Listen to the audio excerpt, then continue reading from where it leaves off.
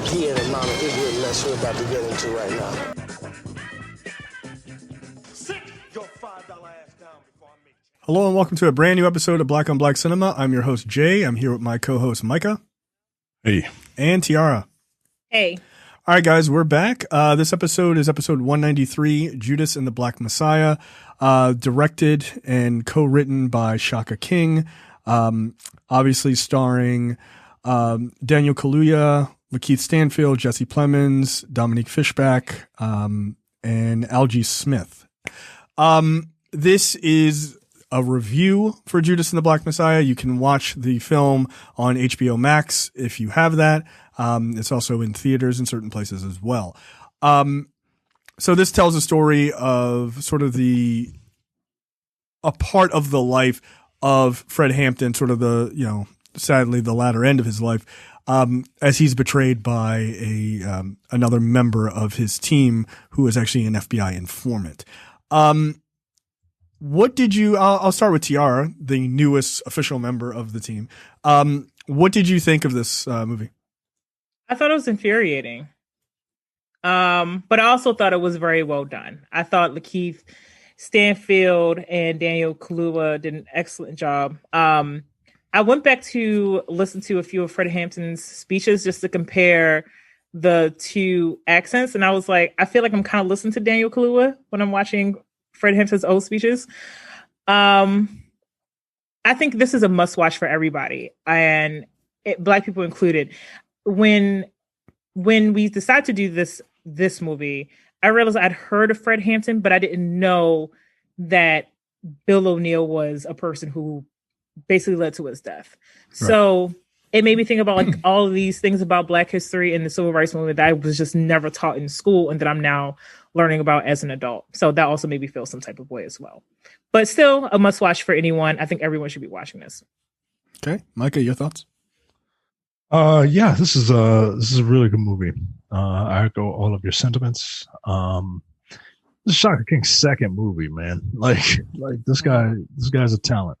No, I don't think it's his second. I thought he had like two smaller movies in between. Feature film. His second feature film. Okay. What was the first one? Newlyweds. Okay.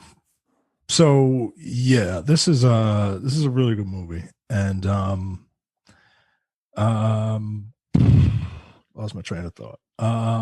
Shaka King is really good at this, and I like that this film is it's not set up like a traditional biopic, right? It's not, let's go through the life of this one person and from birth to death. Like, right. It's not a book report movie.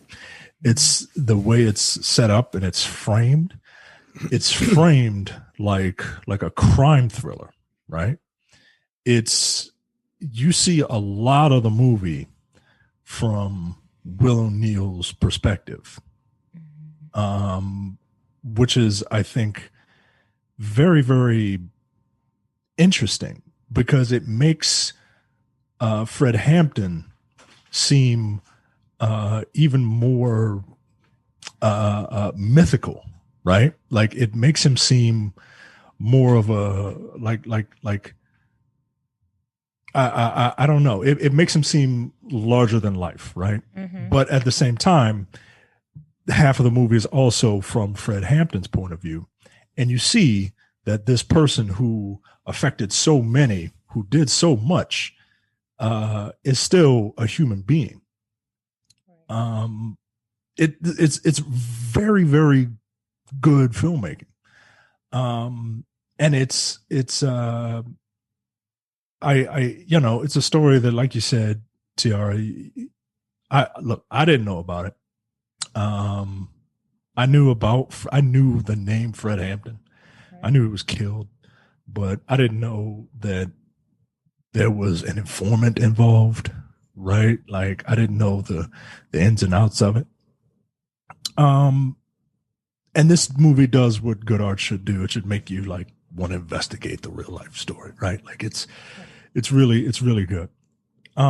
Performances across the board. I mean, look, yeah, two of the best actors playing these incredible, interesting roles. If I had to, if I had to change the movie, I would. I feel like the movie doesn't really hit home how young these guys were, and I understand like you got to get big names to be in these things, and we don't have like a ton of like young Black actors, but if you could find like a younger Black actor to play these two roles, I think it would hit you harder, right? Like it would hit you harder. The fact that the FBI was afraid of these two children, right? Mm-hmm. One of them's barely legally a man, right? Like these are young men, and the fact that some septuagenarian is afraid of them, and has this plot to murder one of them is just astounding, man. Like it doesn't seem like it doesn't feel like real life. Right. Yeah. So yeah, man, this is a really good movie. I think this is a must watch for everybody. It's a part of history, of American history that needs to be highlighted, and not just in February. Yeah. So yeah, I thought the movie was tremendous. I was quite impressed. Yeah, I mean, it's nothing about what you guys said is, to me, was particularly surprising. After even seeing the trailer, like I was like, okay, this looks amazing. I think Kaluuya is one of the better actors of his generation. Lakeith Stanfield continues to like super impress with his like weird menagerie of roles that he picks, because they're all over the place, and he seems to nail all of them. Like he's such an interesting actor to watch. Seeing those two guys on film together, kind of going at it, is like pretty impressive. The thing, to Micah's point about the age thing, you're right. We don't have enough that young of like really, really good young Black actors, right? Like, and that's just hard to find. I mean, race aside, it's just hard to find young people who can give those kind of performances, right? Because they're generally at the sort of the beginning of their careers. That being said, I think it felt very much on purpose for them to reveal the ages in that sort of the final, after the movie ends, and they're like, they kind of give the readout of like, these are the things that happen afterwards. And it's like, Fred Hampton was 21, and you're like, well, like, wait, what? Like, it kind of just, I think it is meant as a shock to you, right? Like, then you kind of play the whole movie back in your head in a second. You're like, holy shit, this guy was 21. Like, that's crazy, right? And Mike is right. Like, the fact that the FBI was like, we need to kill these kids, like, that's nuts, right? Because, often we see like young activists, like in the Black Lives Matter movement and things like that, who are young, right? These are quite young people, in their 20s or even early 30s. And we are like, oh, they're never going to make any change. They're so young or whatever. Like, no, this dude was 21, and he was so powerful in his, in his words and, in his actions, that the FBI was like, this guy is a threat to us. Right. And not a threat as in he's going to like blow up something, not in that kind of threat, but just his ideas were so radical to them that they felt that they had to kill him eventually. I was going to say, as Martin Sheen's J. Edgar Hoover says, he threatened their way of life. Right. A 21-year-old. Right. I mean, so there is, I mean, not to say that J. Edgar Hoover was right about anything, but he is right. Like, they did threaten their way of life because their way of life was white supremacy and a capitalist system that just beat the shit out of people. Like, right. Sometimes literally, and figuratively. So that party was correct. His actions, of course, were abysmal and horrendous. So the performances were great. Like, everything about this movie I really dug. I liked the way it starts with the like showing showing Bill O'Neill doing the interview on Eye on the Prize, too, and like them linking back to that at the end and stuff like that. That's a really great way to bookmark it. Incidentally, like I remember seeing the first Eye on the Prize. I never saw the second one. My mom made me sit down and watch it when I was a kid. So like to me, I was like, oh shit. Like I didn't realize that was involved in Eye on the Prize too, which is just kind of amazing. Which is a series everyone should watch. They're pretty remarkable stories. But yeah, I loved it. I thought it was powerful. And again, the acting is so good. It's cool to see Algie Smith, back in another very serious role. He was in Detroit. If folks remember him in that, he was the main, not John Boyega's character, but the young singer. He was the one who was like really, took the brunt of that movie. And he carried also in, You Give too. Yeah, that's right. Yeah. He was the friend who gets killed. Yeah. So he's kind of slowly but surely kind of making his way into some pretty powerful roles. So it's cool to see him show up in this. Yeah, as well. He also played Ralph Tresvant, guys. Let's not forget Ralph. Oh, sorry, we didn't mean to bury the lead on his role as Ralph Tresvant. Do either of you think this movie would have been as successful if they had chosen a younger actor like Algie Smith? He's like 26, but he looks like he could play someone who's like 21. Him and Ashton Sanders, who's also in this movie, are around the same age. Do you think those two could have played these characters? I think they could have. Yeah. Would it have gotten the same response? I don't know, right? Because people know Stanfield and Kaluuya, so I feel like on their names alone, people are like, I'm gonna see that movie. I don't know that Algie Smith is to that level, or Ashton Sanders. I'm not blown away by Ashton Sanders as an actor at this point. I will say I just haven't seen anything that I'm like, wow, he's super amazing. But that's just my own personal preference. So yeah, I thought it was a wonderfully done movie. It's tragic as all hell, but it's a wonderful movie.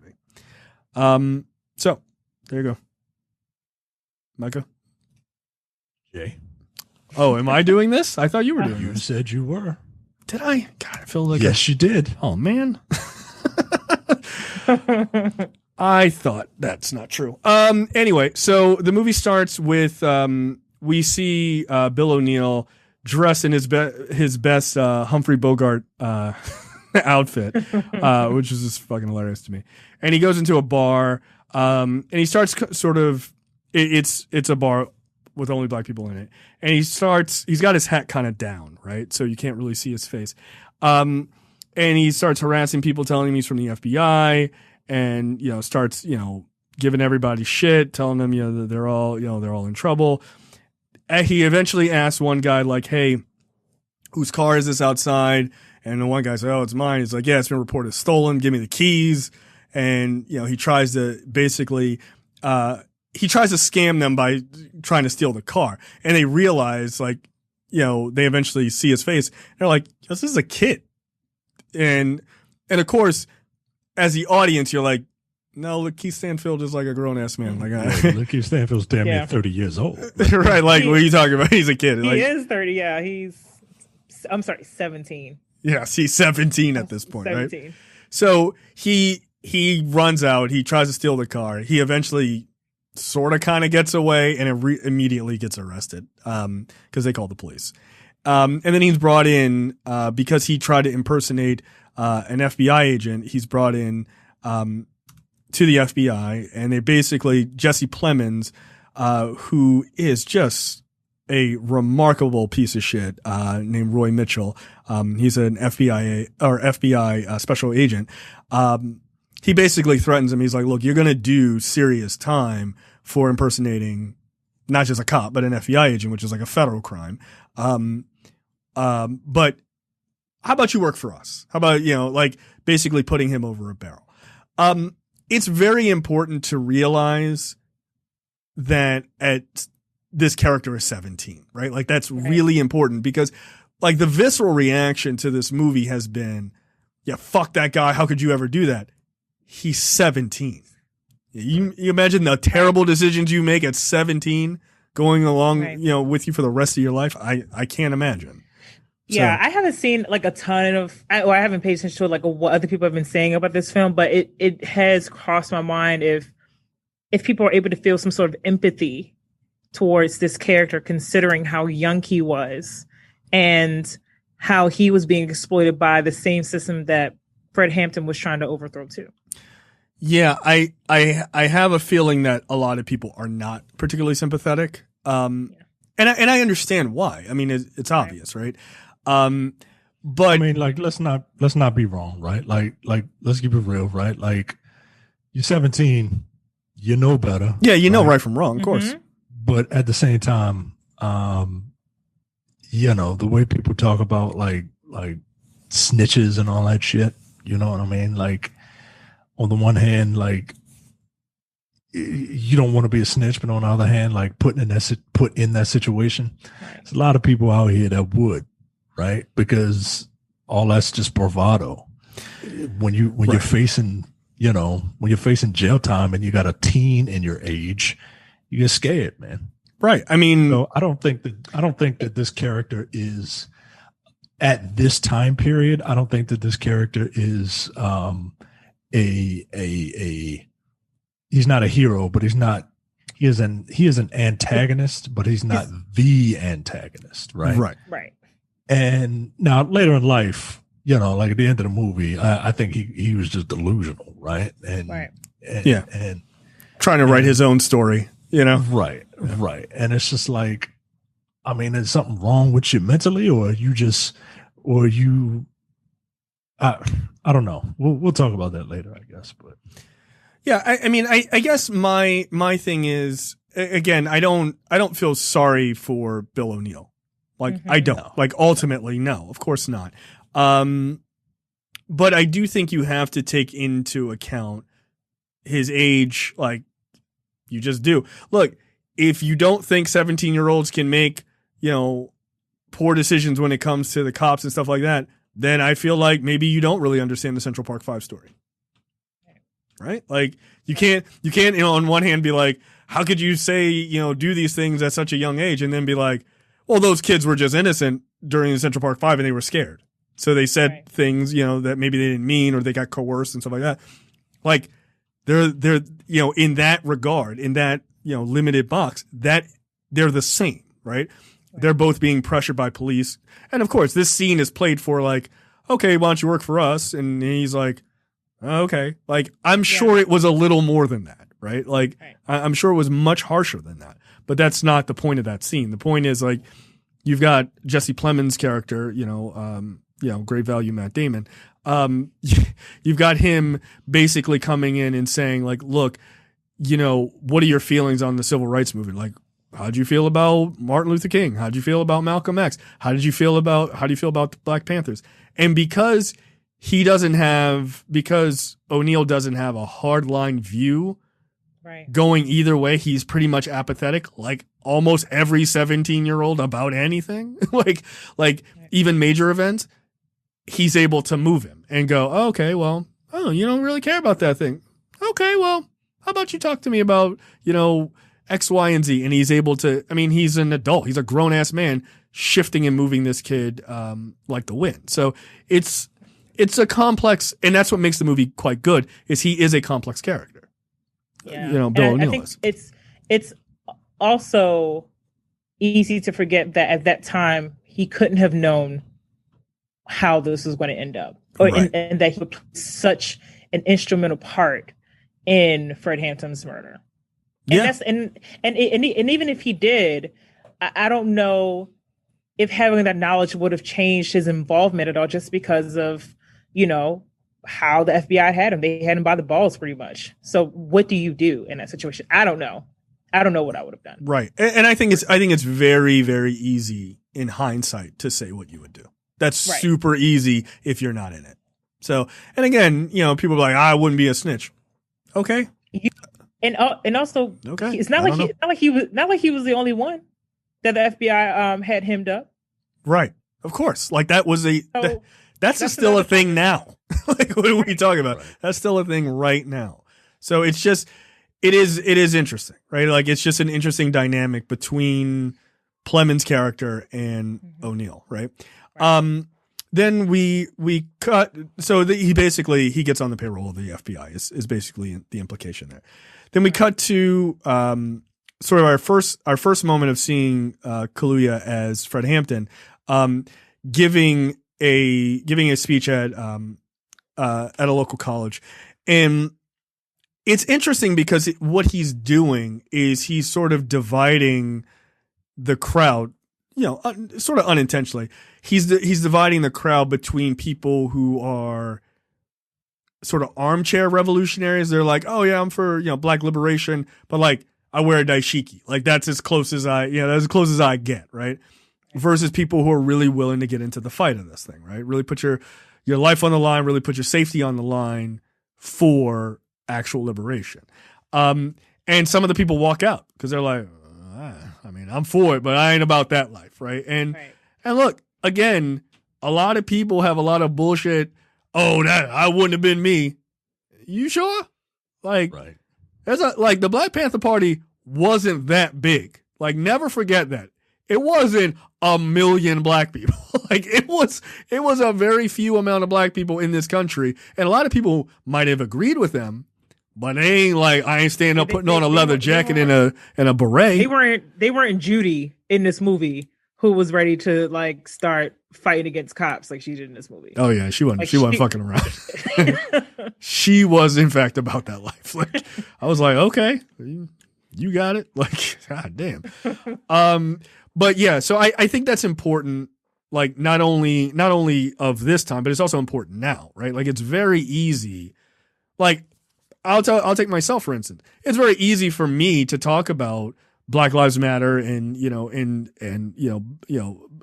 black issues and things like that.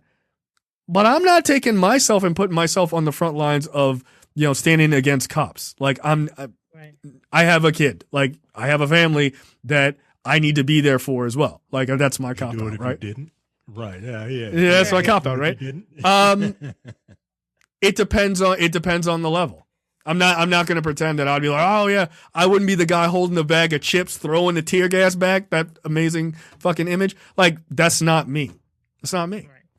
And I'm like, I don't need to like be some like modern folk hero. Oh, I get out there.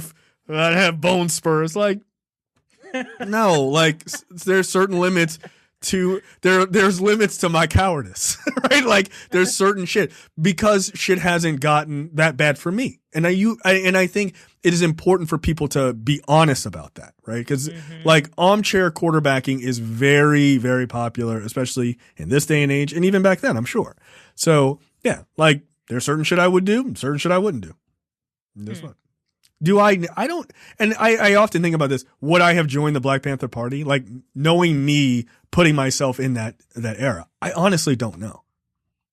I honestly don't know. I'm 100% sure I would agree with their message, but would I be a person who would be like, give me a leather jacket and get out there? I don't know. And I can say, honestly, I don't know. Okay, comrade. Terrence, on the other hand, 100%. Terrence is mad. He was born in the wrong decade. He's like, damn, I missed him. Yeah, Terrence was born 30 years too late. He was. It's like, I don't need the internet. This is all bullshit. I think Terrence. I don't think Terrence would really give a damn about the message. He would just want like the gun. They'd be like, comrade Terrence, you going to the meeting? Nah, I'll stay here with security. Like, don't worry about it. Like, he always want the gun. Why? No reason. I think he might be nickname great. would be Wish a Nigga Would. Like come on, yo. Yeah. No, that's 100% Terrence. I could see it. So then we start to kind of get these they're having these classes, right? Like you got Ashton Sanders, Algie Smith, they're there. They're actually having these classes where Hampton is sort of teaching them like these are the, like the idea of socialism and the idea of like, what are you going to do for people and not like bullshit, like real, like politics is only a surface level, situation. You have to dig deeper than that, right? But before that, in the last scene, and I don't want to miss this, a young woman comes up to Hampton at the end of his speech, and her name is Deborah, and she basically is like, "Look, I do poetry and what have you. I'd love to like help out." And they sort of have a connection, and he slightly blows her off like a little bit, but she of course shows up later and ends up being his significant other, and she's there to the end with him. I did find it interesting, and it's a little bit of sort of Black Panther history, like the one guy trying to holler at the girl in the class, like, hey, what's your name? Hey, let me talk to you a second. And they make it a point of Hampton like calling that shit out and seeing, like, you see black women as your equals, as your sisters, right? Like, they're your sisters in arms. But that was a big thing in the Panthers for a while. There was like a lot of sexism, and then they realized like this shit is not acceptable. Like, they have to be equal partners, otherwise it doesn't work. And so, yeah, another thing, upsetting the apple cart of the 1960s, like white supremacist ideology, is the equality of women. So, for a short limited time, black men didn't treat black women like garbage. So at least inside this organization. So that was super powerful. And I'm glad they dealt with it. And also Bill O'Neill is in that class, as he's just sort of watching and sort of casing the joint, as it were. He was the one hollering. Yeah. Oh, that's right. Yeah. Shut your ass up. It's like, oh shit. It was like, give me 20 push-ups. Like, that's what you get for talking to that woman. Sad, man. It's fucked up. Just trying to make something happen. We then see Bill O'Neill helping with the food program, with Huey Newton, that famous picture of him in the background, right?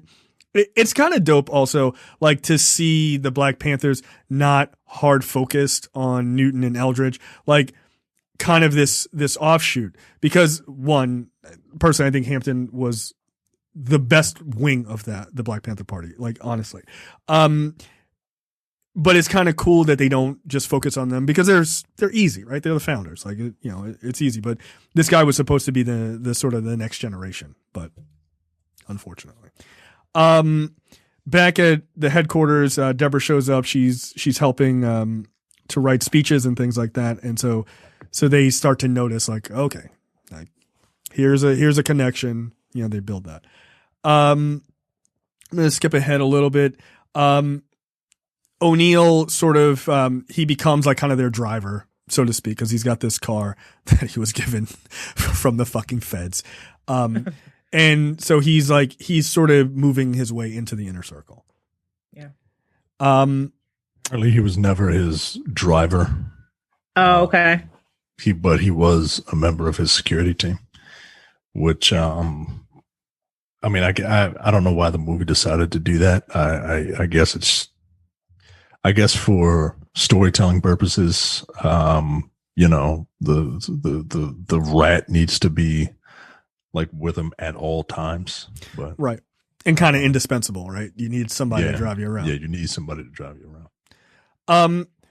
Like, again, the idea of being 21 doing what this guy did is just crazy to me. Like, it's absolutely bonkers. Yeah, I wasn't. Oh, go ahead. My, the old man in me, who uses ageism as a weapon, right? Like, oh, you young people, y'all don't know what you're doing. I have a newfound respect for the younger generation who, start these movements, like the Black Lives Matter movement, right? Like, I like what the message is, and I agree with the majority of the things that are being done. But sometimes, young people say some wild shit like defund the police means abolish all police. Like, I don't know about all I got that shit. I don't know about all that, chief. It's not what it actually means, but yes, there were dumb people saying that. Right. But there were a couple of like offshoots who were like, yeah, abolish all. Like, nah, yo. And then that's where I'm like, yo, you don't know nothing about nothing because you're 20. Get out of here. But you know, you look at this, and I have a newfound respect for people who, you know, who go out there and do the work. Yeah, we need them. Yeah, because you got dickheads like me that's just gonna talk about you, and I'm not gonna do nothing. I'll throw some money your way because that's the best Throw I money can at do. the problem. I mean, look, Would it's you- worked before. Would you throw money at the free healthcare clinic that they were I mean, it's free. building? It's Yeah. free. I mean, help them build it, No, which it's is free. you know. No, the building the building should also be free. Why am I paying for it? What is this, socialism? Get out of here. You guys figure it out. Right? That's how it works. Mike Mike's gonna be the one like, I have a chest cold. Let's go to this free clinic that I didn't contribute. Like, yo, you have a real job. Yo, you got money. Like, nah, but I'm gonna go down to Care Black first and see what they talking about. Yeah, I mean, but I'm like, gonna go to Dwayne Reed, DWAYNE.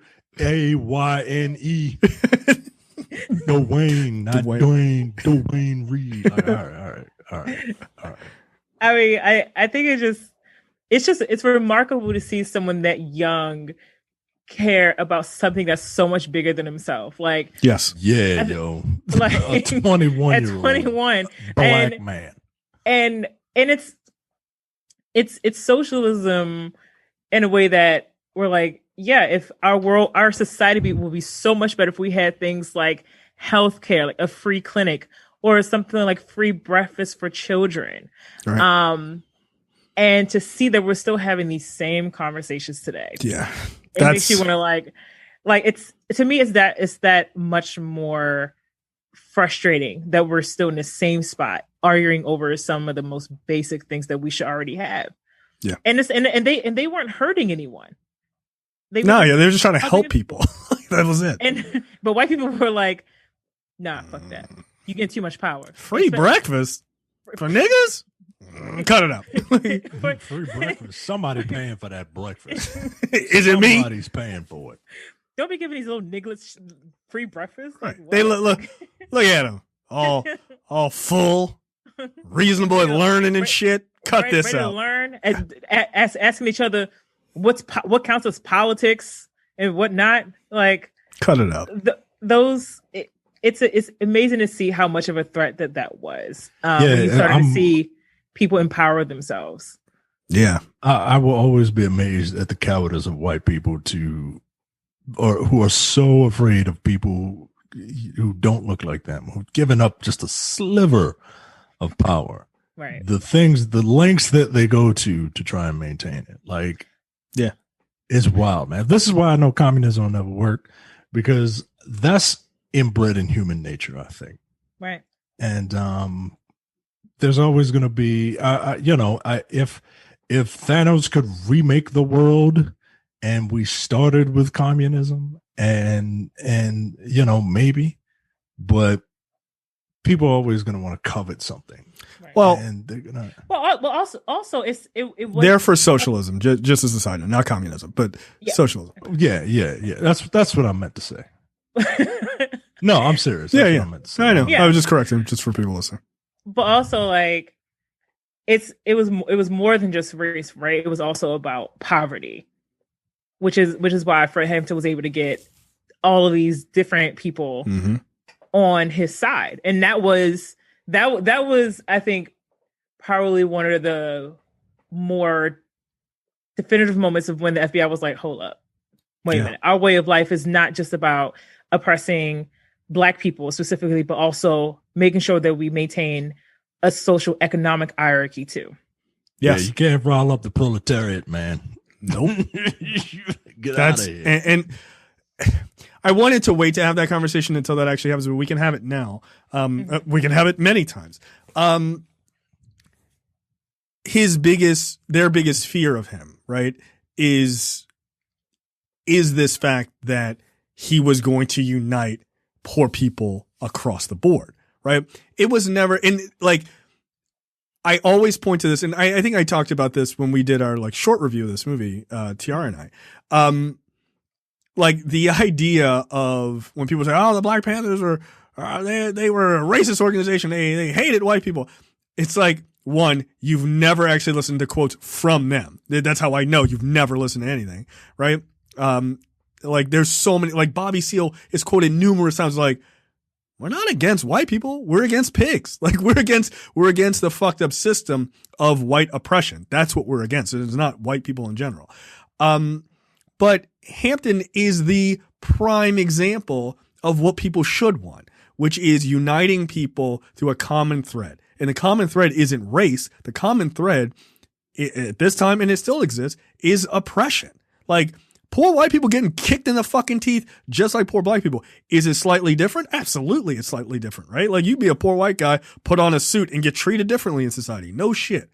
But until that day comes, you're getting the same shit education. You're getting the same shitty grocery stores, if you have any in your area. Mm-hmm. You're like, no public transportation. Your kids are being treated like garbage. Your water supply is being treated like shit, right? Like there's social and environmental racism, all of those things, and they do hit poor people almost exclusively, right? Mm-hmm. So the idea of him going to they're called the Crowns in this movie, but that actually wasn't the real name in real life. Going to a black gang in Chicago and pulling them in, getting the Young Patriots, which were like young, like Southern, Southern whites in Southern Chicago. Like, they were white as fuck, right? Like they had a rebel flag. Like, they were super white, right? And then for them to then get the Young Lords, who were a Latin group, to get them on board. Yes, Jesse Jackson, everybody knows as the Rainbow Coalition. Right. Fred Hampton started the Rainbow Coalition. That was his thing, literally called that. You can look it up, right? So, like, this idea of what these guys were moving towards and what they actually stood for is far different than how they're portrayed in the media, how they are portrayed in the minds of people who don't know jack shit about them, or who are like, oh, the Black Panthers got black in the title, I'm out, right? Like, Jesse Plemons' character he says that they're just like the Klan. Like, he literally tries to both sides of the shit. Right. Like, come on, yo. But yeah, that was super, like a super powerful moment. I'm like, oh, that really fucking makes me mad. But it's that idea that we've lost in some ways. Like, we've really lost it. And like, the people who pick it up are such bad spokesmen for it, in my opinion, right? Like, and I hate to bring up politics, but it is very relevant to this show. It's like, we have now like these hard strident views of like some people are like, okay, the Black Lives Matter movement should be for everyone, right? And it's like, that is correct. And then there's like larger minority voice, or like louder minority voices inside that movement or adjacent to that movement, are like, fuck everyone who isn't black right now. And I'm like, but that's actually not helping this movement. That's actually hurting the movement, right? You shouldn't be like, we need white people to help us. It shouldn't necessarily be that, but you kind of do. Like, you need them because they broke the system. They built it and it sucks. They got to fix it, right? Like, us screaming at the door ain't going to fucking fix anything. They have to fix it. So they got to be involved. Like, the ones who are paying attention and don't have their heads up their ass, they have to be involved. We cannot shun people out of things, right? And again, that's a minority voice in that movement, but it's loud. It's incredibly fucking loud for some reason. Then at the same time, you've got like people also picking up the, Rainbow Coalition message, who are shitty messengers. Like, I don't want Bernie Sanders to be the guy running that. I don't. Like, I'm sorry. And I don't want Bernie Sanders supporters being the only people pumping that message the loudest, because they are not seen as actually giving a fuck about people of color when it comes down to real fucking issues, because they obfuscate and move away from it and stuff like that. That is a problem. So it's like, we have to figure out a way to bring back that sort of Rainbow Coalition. And sadly, it's become almost like a joke in politics. It's like, oh, Jesse Jackson and the Rainbow Coalition. That's silly from the 80s. But like, we need to bring back that viewpoint of everybody who is affected by this shit standing together, and especially not just letting a white man stand in front and be like, come with me, minorities, I've got it. Like, that can't be it. It can't be. It's got to be people of color, but it's got to be people of color, all walks of all walks of life. It has to be, because it doesn't work otherwise. It just simply doesn't. That's why they were afraid of this nigga. You know, they saw this black dude leading a charge with other people who were on the same level as him.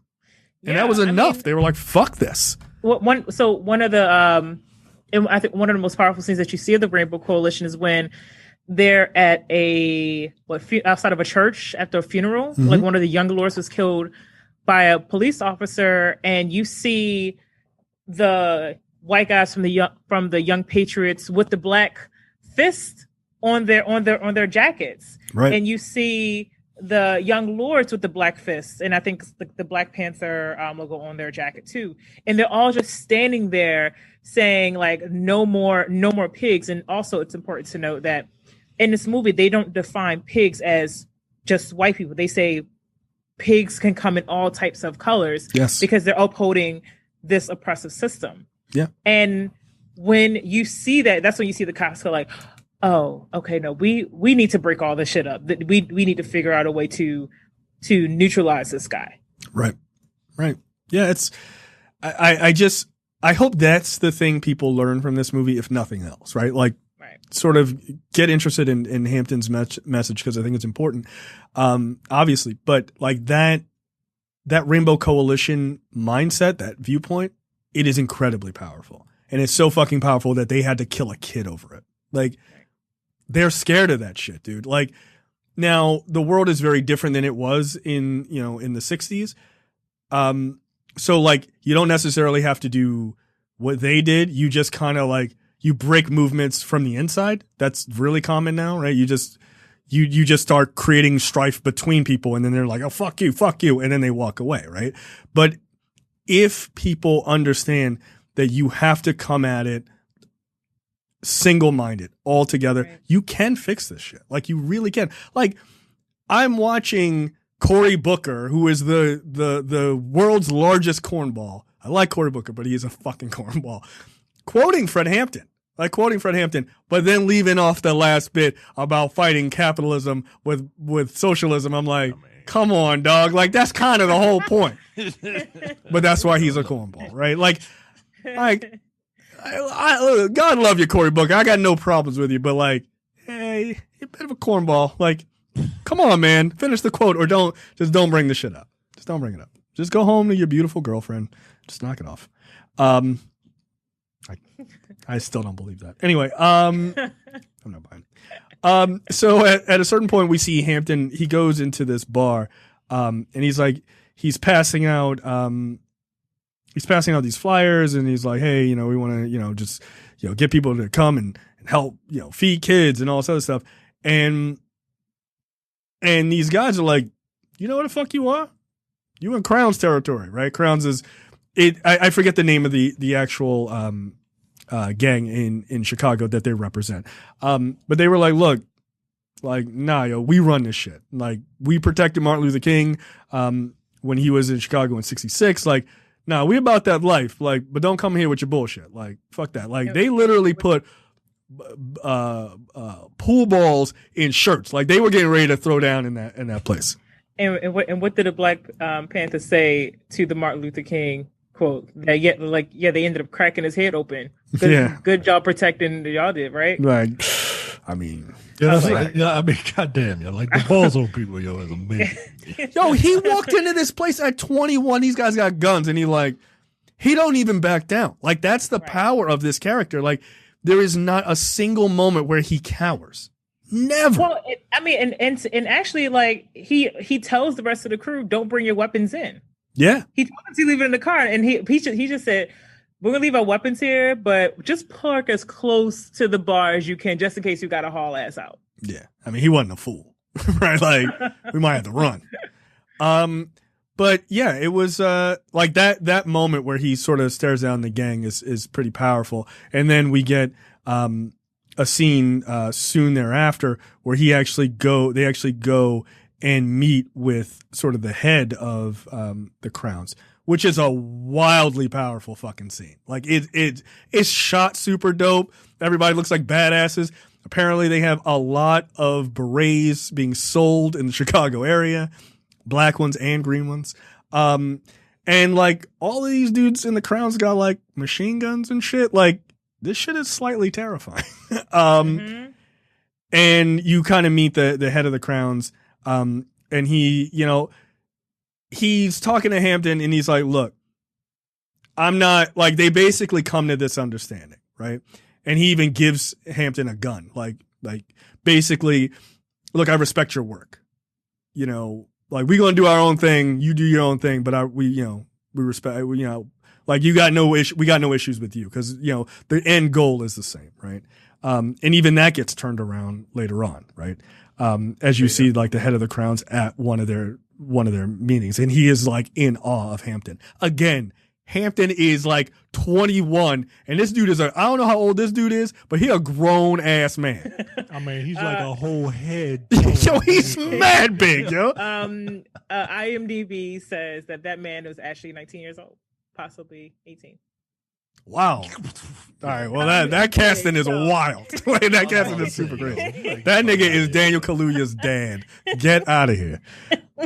They also in that scene touch upon, you know, right briefly before it, you see the FBI creating flyers, and with the goal of dispersing those flyers within the Black community, like you said, to try and divide and conquer. Right, internal strife. Right, and they brought it up, you know, like big nigga is sitting there reading this flyer, and Daniel Kaluuya's like, yo, did that sound like us?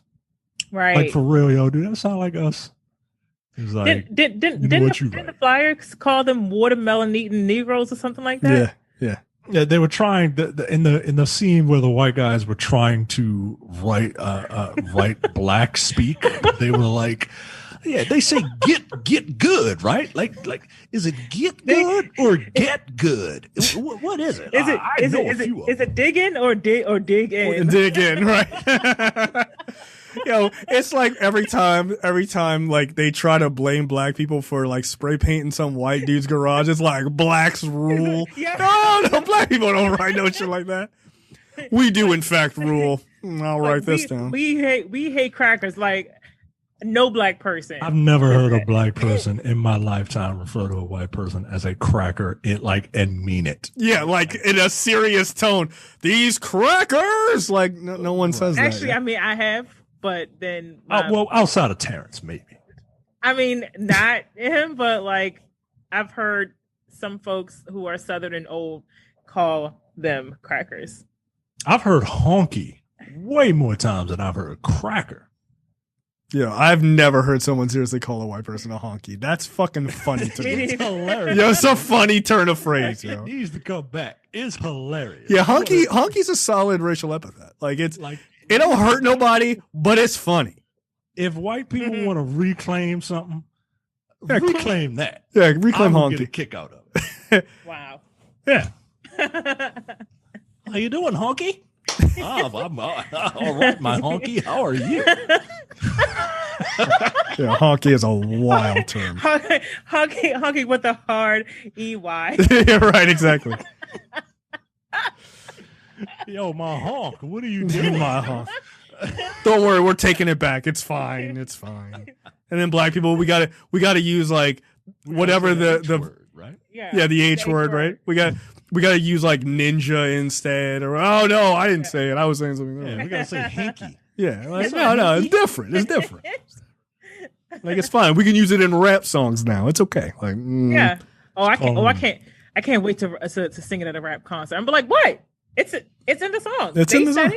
Right. Exactly. Why can't I say it? Machine Gun Kelly said it. Why can't I say it? Yeah, exactly. Which is what.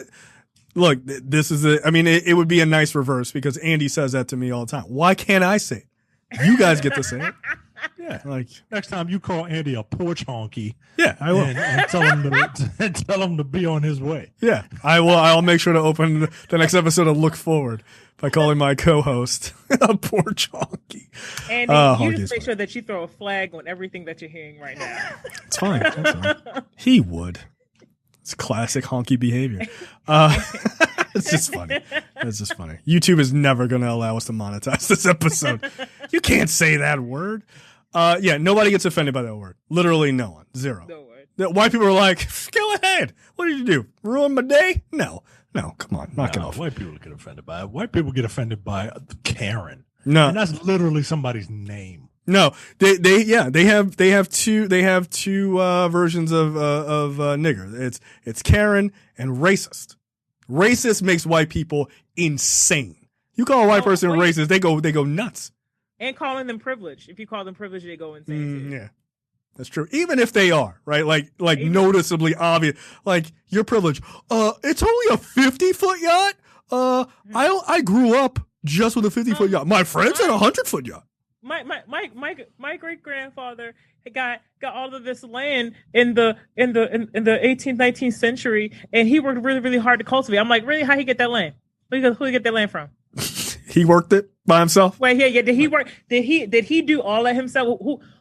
Who were his extended family members that he let live on and farm his land? White person. I mean, honky.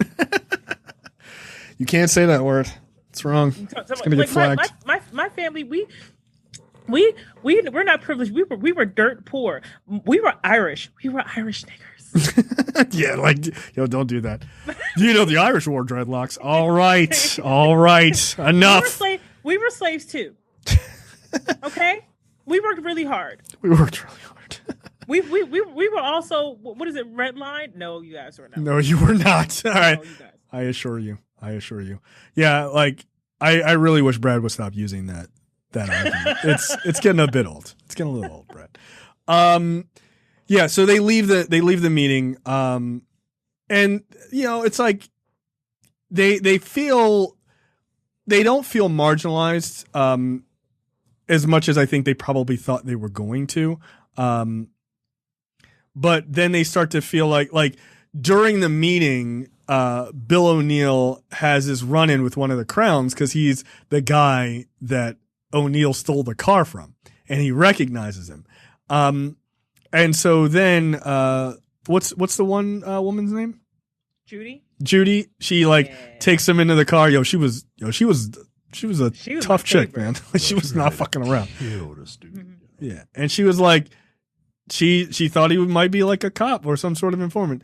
So Judy and Ashton Sanders' character, they're like, they got the gun on him and all this other stuff, and they're like, "You steal this car?" And he's like, "Yeah, I stole this car." And she's like, "All right, hot wired again." And so he had to hot wire it and everything else, and they were like, all right. We're still watching your ass. No, again, no thanks. I mean, it's I need to be involved in this. Well, she asks them how he was stealing from people. He said, "Oh, I pretended to be an FBI agent." She's like, "What kind of logic is that?" And he's like, "Anyone can get a gun. It's easier for me to impersonate an FBI agent." And I'm just like, I'm thinking like, if anyone in that party who would kill him on sight, if she found out, it's her. Oh, 100%. She just shot that dude right then.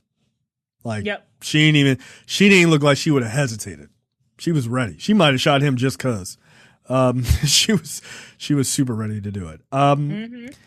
So then we finally see a true connection between Deborah and Daniel Kaluuya.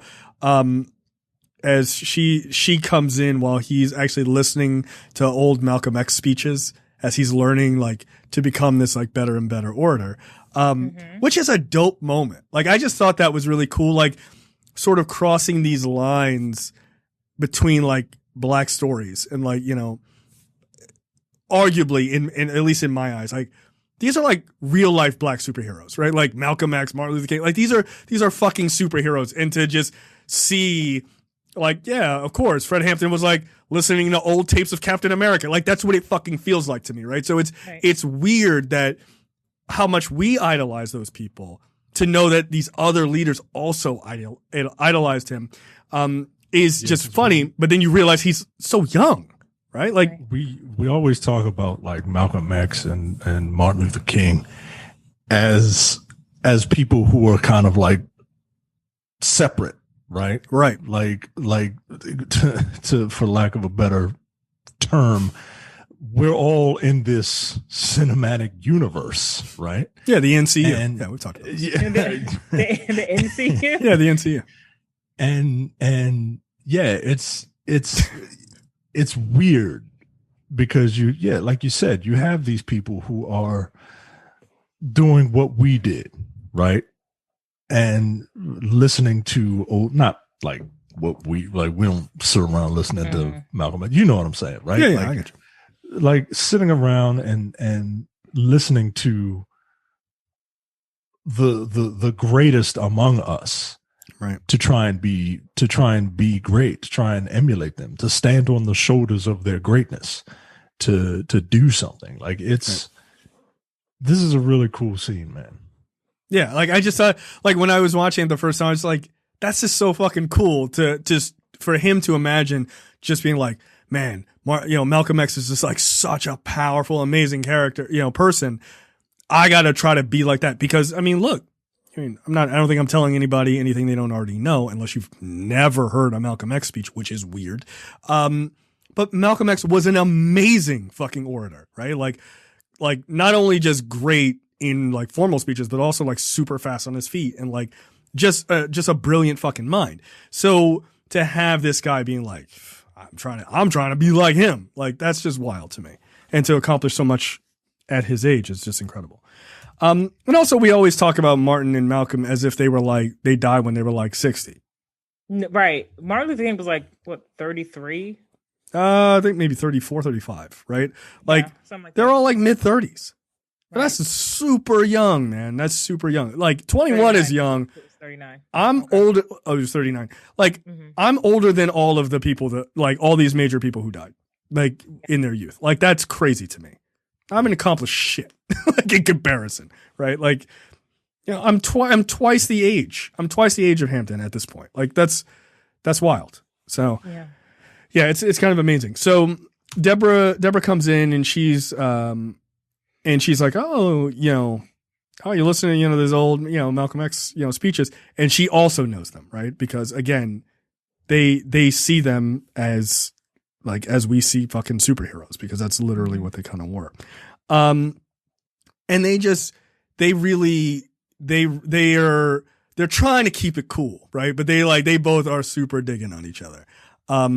And, eventually, things happen and, they kindle their relationship officially. So then we see, which is also an incredibly powerful scene, a meeting of the young honkies, Patriots, in southern Chicago. And again, these dudes literally got a rebel flag in the background. And they're meeting, they're probably like, fucking the blacks are coming, like whatever it is they were, complaining about. And fucking Fred Hampton just walks into the meeting again with no gun into a meeting of white people who think the rebel flag is a good idea. And he was just like, yeah, they treat you guys like shit. They treat us like shit too. Hate. Yeah, well, that's what I mean, but that's what like, and I think this is important to mention Ashley Sanders' character, who kind of starts going off the cuff a little bit when he gets there, right? He's like, yeah, that flag is motherfucking bullshit.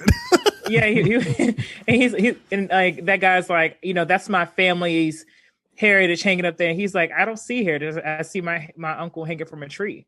He's not wrong. Yeah, I will never understand the idea, like to be that fundamentally ignorant or lying about what the Civil War was about is crazy to me. Well, Jay, you're not an ignorant traitor, Jay. I don't know what to. I don't know. What, I'm not an ignorant one. I know things. Yeah, I will just never understand that. I also will never understand calling yourself a young patriot with a rebel flag. That doesn't make any sense. But my family's farm. Good. I hope they burned it to the ground. Yeah, I just will never understand it. But like this one white guy's like, I didn't oppress shit. My family were sharecroppers. Like. And then Ashley Sanders is like, AKA overseers. Like, get the fuck out of here, dude.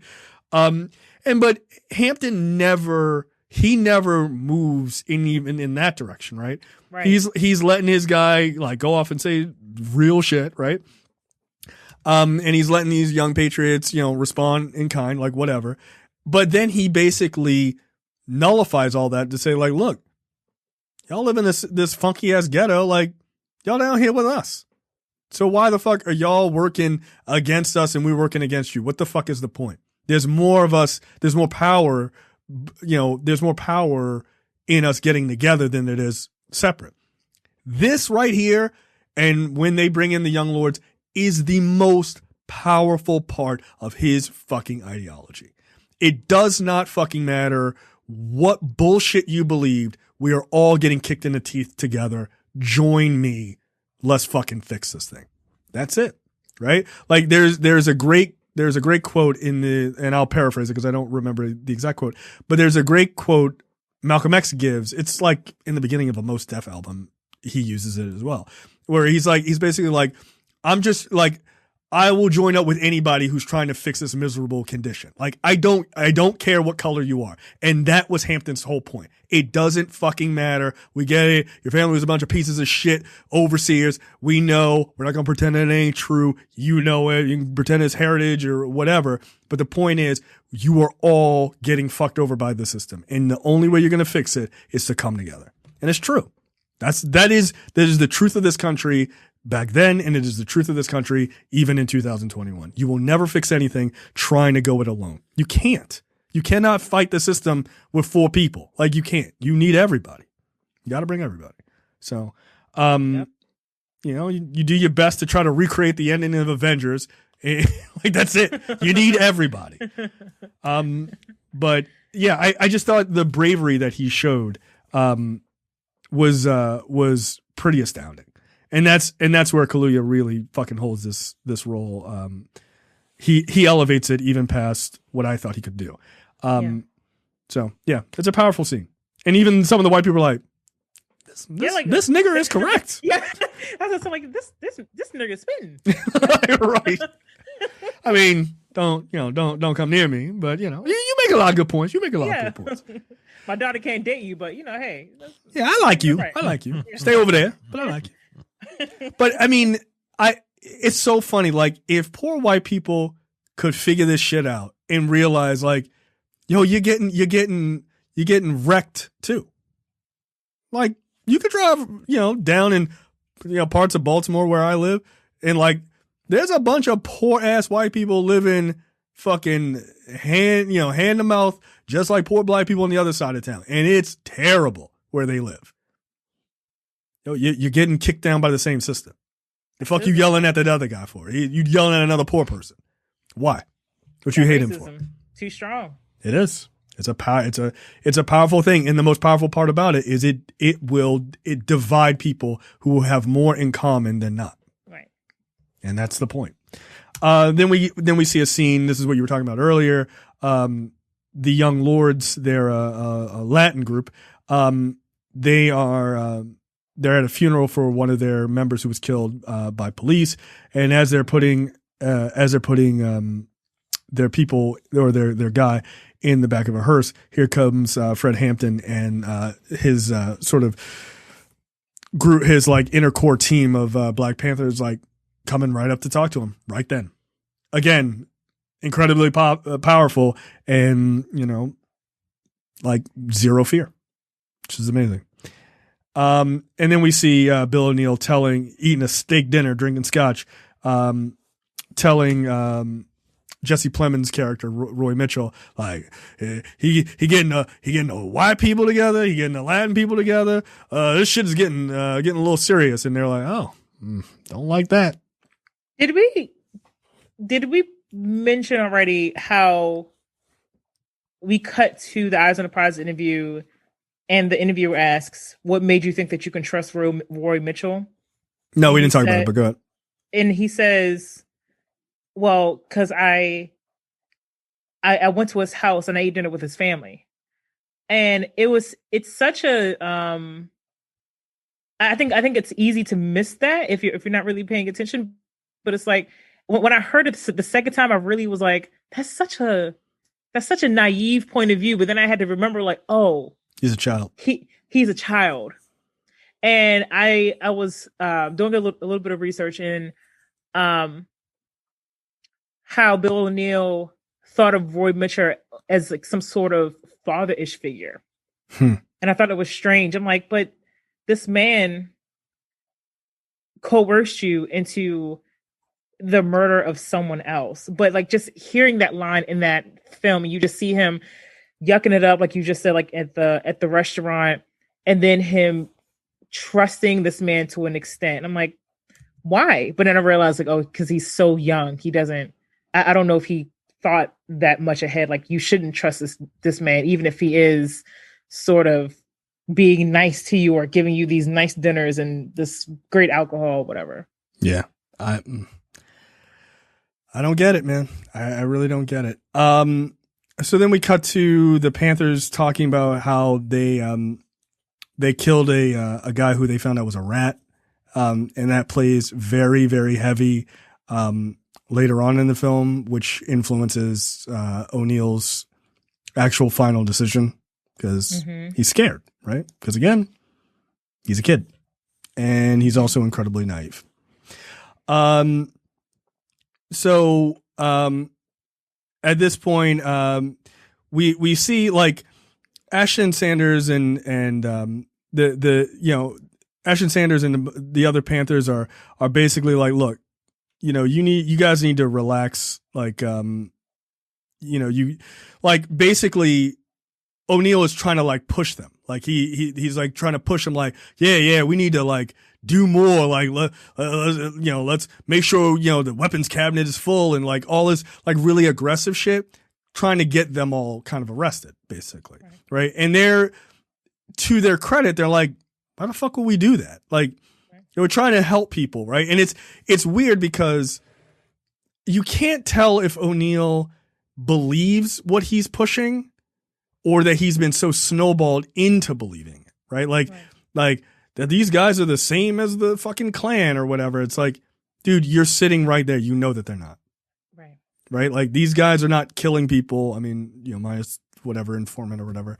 But like these guys are not out there just like murdering white people like for sport and having a good time. They're not a hateful group.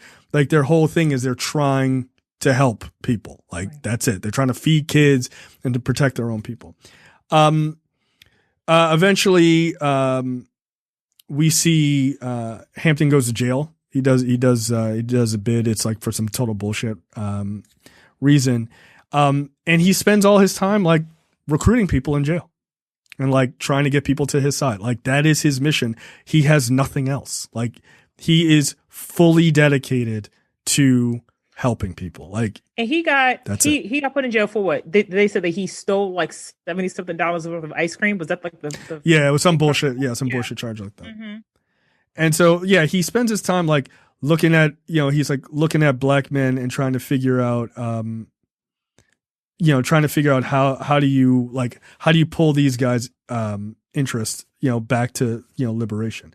I couldn't tell what the fuck was scrawled on that one guy's chest. Could either of you? No. Yeah, I couldn't tell. It was too much fun. The juxtaposition of these two characters is shown once again. One character will literally do anything to stay out of prison, including sell out his own people. Yeah. The other one will go to prison on some trumped up charges. Yeah. And even while he's there, he's still focused on the mission. Right. Like, I mean, if these two aren't like two people who are just built in the most diametrically opposed ways, I don't know what is.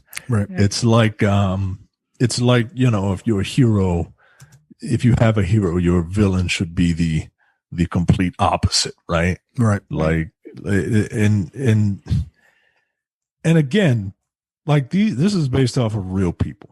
Right. Like I can't stress that enough, Like one, this is based off of real people. Like real people. These guys are real people, and two, the fact that they're so young. Mm-hmm. It's just astounding, man. It's just astounding to me. Yeah. And it wasn't that long ago. I mean, they would be in they're 70s by now if they were still alive. Not that long ago. Yeah. All this happened. Yeah, yeah, they would still very much be alive. Yeah, I mean, like the idea of like Martin Luther King and like Malcolm X would still be around. Like, that's crazy to me. You know, Right. like in our lifetime they would have been. But unfortunately, they in order for their message to resonate, they had to die, which is fucking horrible, right? Like it's a horrible thing to realize. Later on, we see Jimmy Palmer. We see him go to like he's walking down the street. He sees cops harassing somebody in the store, and he's like, well, "I'm gonna go in there and I'm gonna do some wild shit." I'm gonna pull. I was like, I'm not about that life, dude. I'm not about that life. It was reckless. I mean, it was just not. Reckless.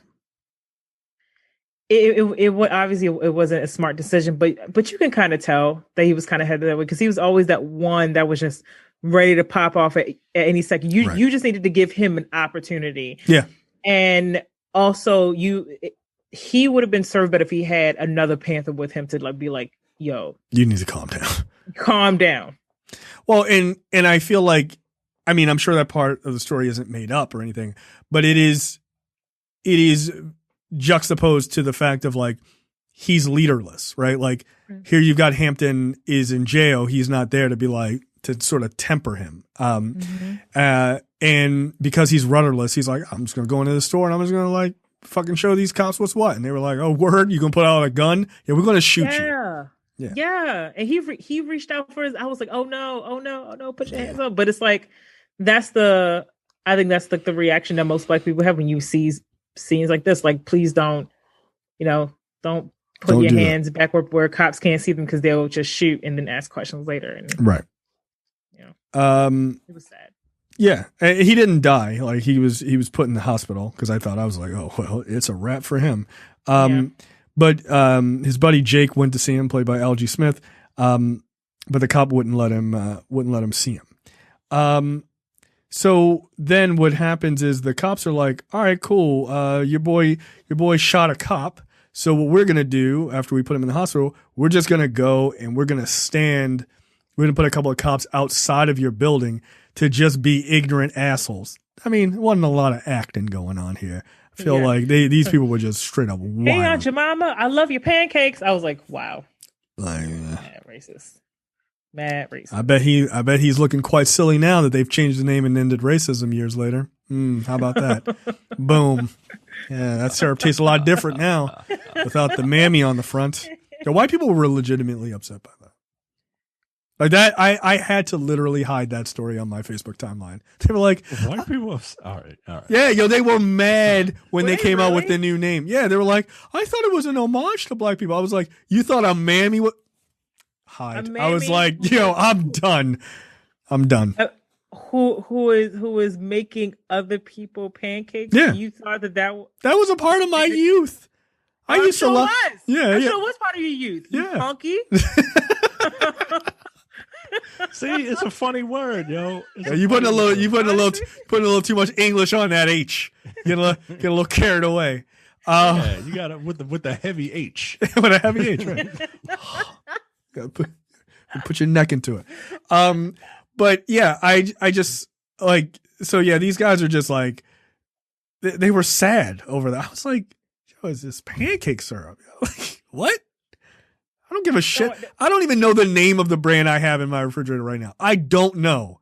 All I know is it's fine on pancakes. Who the fuck cares? I know what brand I have, but what brand is it? Is it King? You black as shit. Shit takes 4 hours to pour out of the goddamn bottle. It's good though. I don't eat King syrup. Yeah, sure you don't.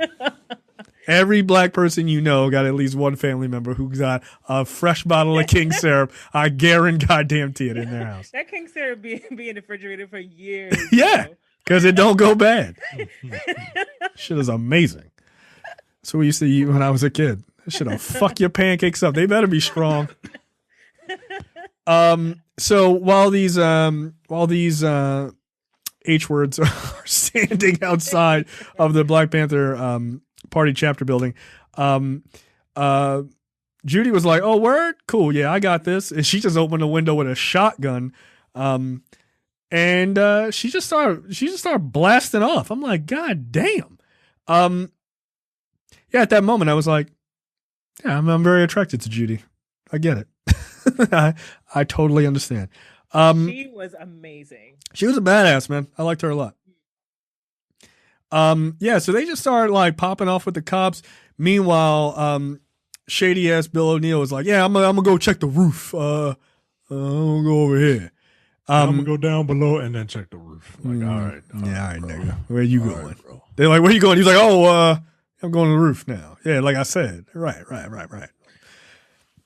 So yeah, so there eventually is like a straight up firefight because they're like they think when they see Bill O'Neill, they think he's a sniper on the roof, understandably, and they fire at him, and then she fires Judy fires at that cop, hitting that dude right in the shoulder, solid shot with a shotgun from across the street. That's quite a hit. Like, I mean, it's a long barreled gun, right? Like, it's not like it's a sawed off. You don't need to be 2 feet away from him. I feel like that would have spread a little bit more before it hit him. You could shoot skeet with that thing. Oh, I guess that's true. Wait, question real quick. I know you mentioned the kind of like the other Black Panther that was found dead or something earlier. Did you also mention how like Bill was kind of overcompensating on what he would do if they found a traitor? Oh, right. He was like, "Yeah, I know what I would do. I would kill him. I would kill the fuck out of him." I'm like, you're doing too much, yo. Yeah, I'd get a spike bat and I put his nuts on a dresser and then I just bash them shits. Bah! Like, would like, you? Would you know?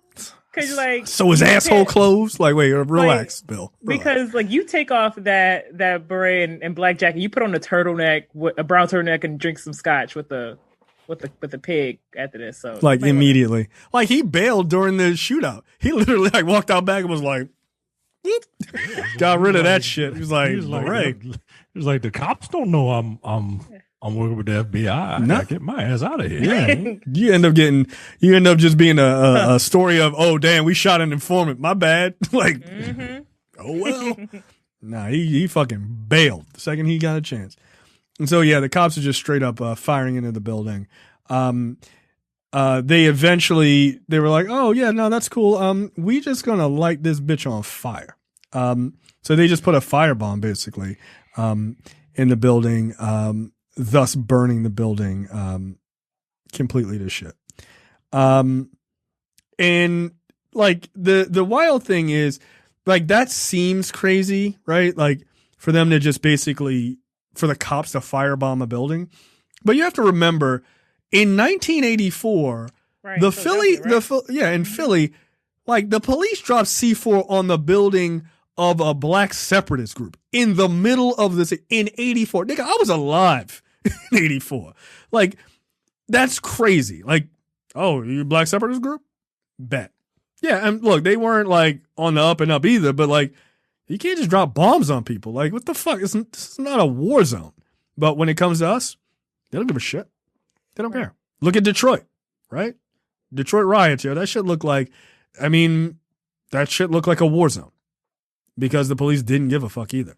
They literally drove tanks in and killed people with them. Like, like that was a thing that happened. If only they cared about the Capitol building as much as they cared about policing us, even to this day. Yeah, about that. Oh well. I mean, that's different, right? Right? Yeah. White people did it. I'd string every last one of them motherfuckers up on national TV. Wow. Nigga, that's treason. What the fuck? Like, isn't America always supposed to be like big tough bad guys? Like, no, we don't fuck around. You won't fuck with us. Like, we fuck you up. I'd be like, cool. Like, I'm a man of my word. No, we just allow traitors to just come back into the union because that's what we do. Nah, wouldn't be me. That's a death penalty, though. Couldn't have been me. I'd be like, every one of you on this video is going to die. All of you. All of you.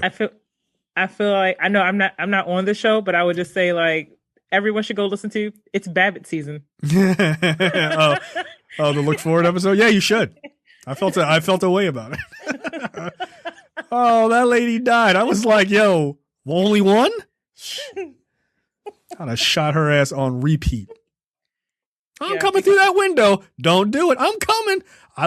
Warning number 2. Don't come in here. I'm coming in.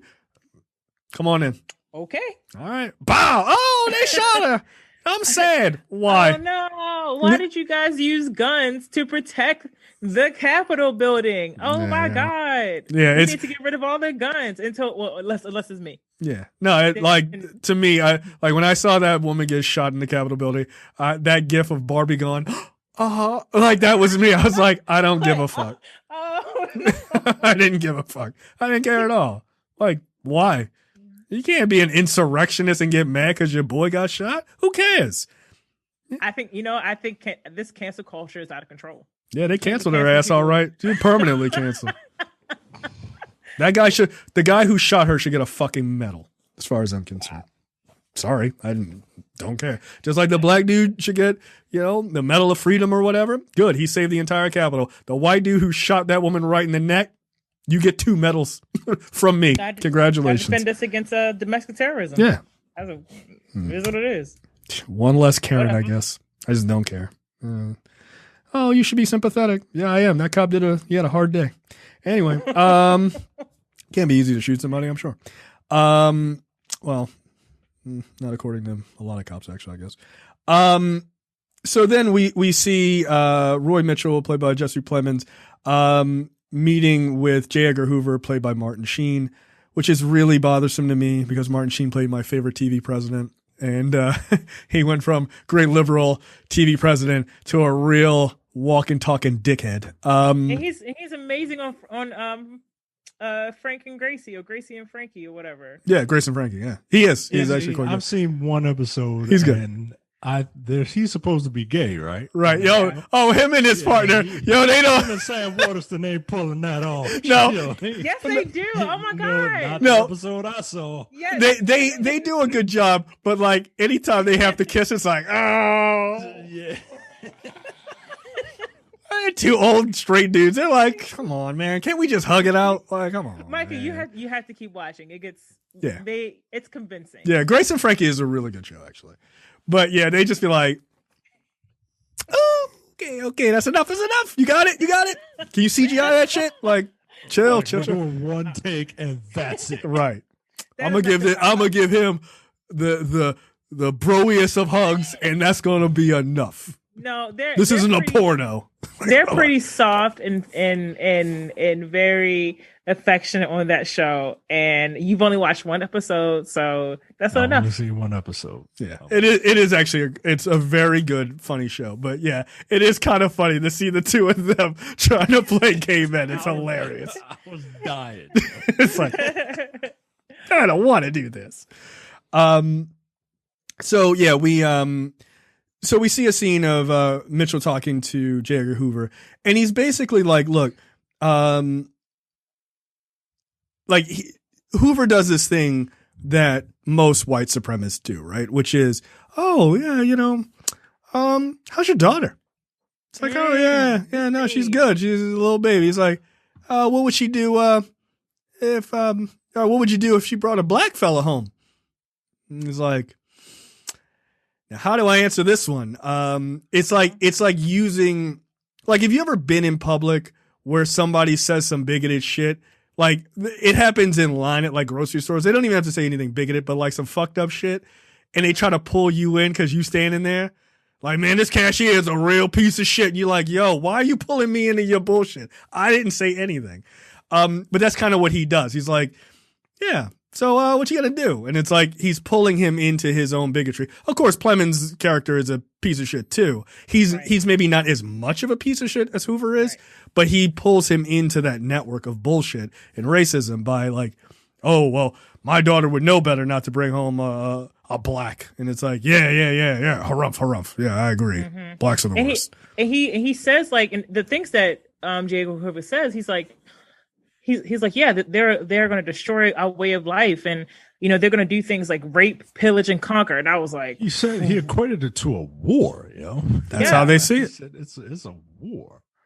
And whenever you think of Fred Hampton, you need to think of your daughter, because he is trying to change our way of life. I'm just like, God damn, yo. Yeah.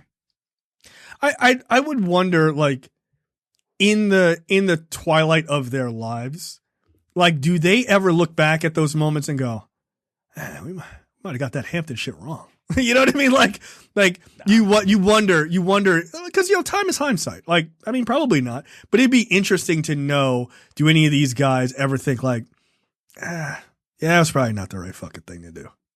I just wonder, like, from a psychological standpoint. Not men of that age, maybe people who are in their later years now. No, that's what I mean. Not like J. Edgar Hoover. No, fuck him. Right. Oh, okay. No, I'm saying Roy Mitchell. Like, as he's an older guy, does he look back at the world in 1990 or whatever, and he's just like, yeah, I might have got that one wrong.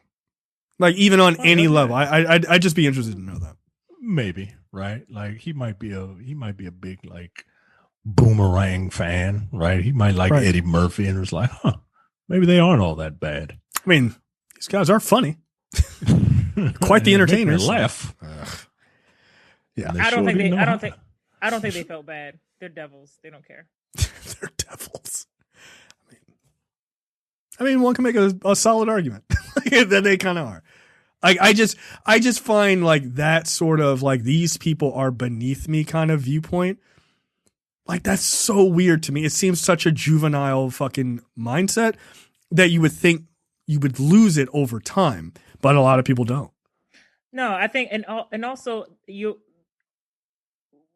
they would just find another way to justify their actions. Like, oh, I was following orders. I had to do this, or the power, or hiding behind the badge. Like, I was doing this for my country. I was doing this to keep the peace and prevent another quote unquote civil war. Anything that you can do to justify it. I highly doubt that any of these men felt any smidge of remorse, even as they got older. And also because, like, them facing any real consequences was never real to them. It would be different if they actually had to face some sort of justice for what they did, but no, because the system approves of what they did. So no. Yeah. I just find, like, sort of the human element. And I think I tend to agree with you, incidentally, but I would just love to know. Yeah. Like, how did O'Neill kills himself, spoiler alert for history. He kills himself after that Eye of the Prize 2 video comes out, right? Where he admits to doing that same night. That same night, right? His wife was like, no, it was an accident. He ran into traffic. What the fuck are you talking about? And he tried to throw himself out of a window, like, shortly before then. Right, like earlier that day or some shit. Like, it was just super wild. Like, so he was trying to kill himself, which is weird because I'm like, there's another way. I'm like, I was gonna say, right? Did you have to go run in front of a car and put that person in trouble? Yeah, that person. Yeah, like, just find a bridge. Just find a bridge and jump off it. What the fuck are you waiting on? But I just wonder, like, he had, it clearly tortured him even up until that moment, right? That he killed himself. But you just have to wonder, like, what is the psychology of people after going through those kind of events? Right? Like, on either side. Like, how do they feel? Like, does the Roy Mitchell character, does he just like, all right, well, that's over. Next assignment. Like, what the fuck is wrong with you? Like, that to me is a weird, like, to be able to compartmentalize those kind of things and just never think about them again. This is a wild bit of behavior. You'd be really bad at that job because that's what you have to do. Yeah, I couldn't do that, right? Like, I don't like doing things that I think are slightly shady when it comes to, like, this show, right? Like, ooh, here's a way to get more followers if you pay for it and shit like that. And I'm like, nah, that feels fucked up, right? Like, I don't know. I have that sort of, like, moral, like, not moral high ground, but, like, moral certainty, I guess, about myself. I just can't imagine being, like, instrumental in a person's death and then be like, oh, gotta go back to work on Monday.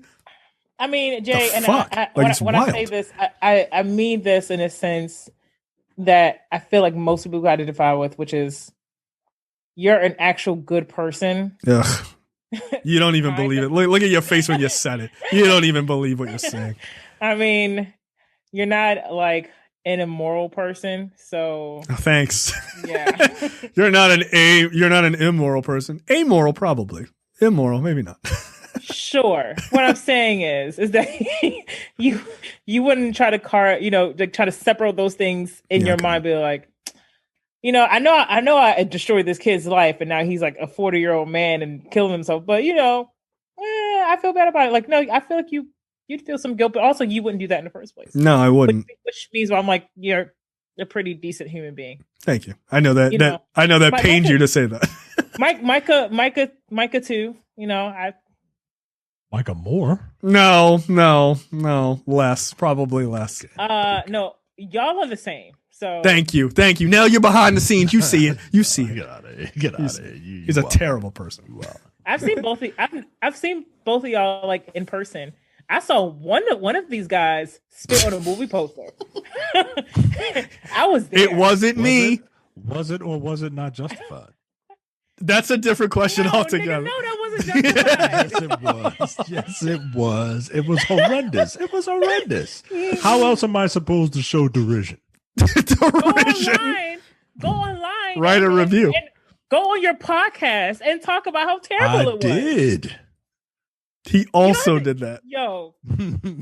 He spit on a poster for a comic book movie. It wasn't even like, wow, this Lee Daniels serious movie really pissed me off. It was a comic book movie. Real bad one. Because one of his favorite characters looked like a driver test dummy instead of its comic accurate version. I like that movie. It's good. It's the best one. It looked worse than even the 2005 version looked better than. 100% it looked better. 100% looked better.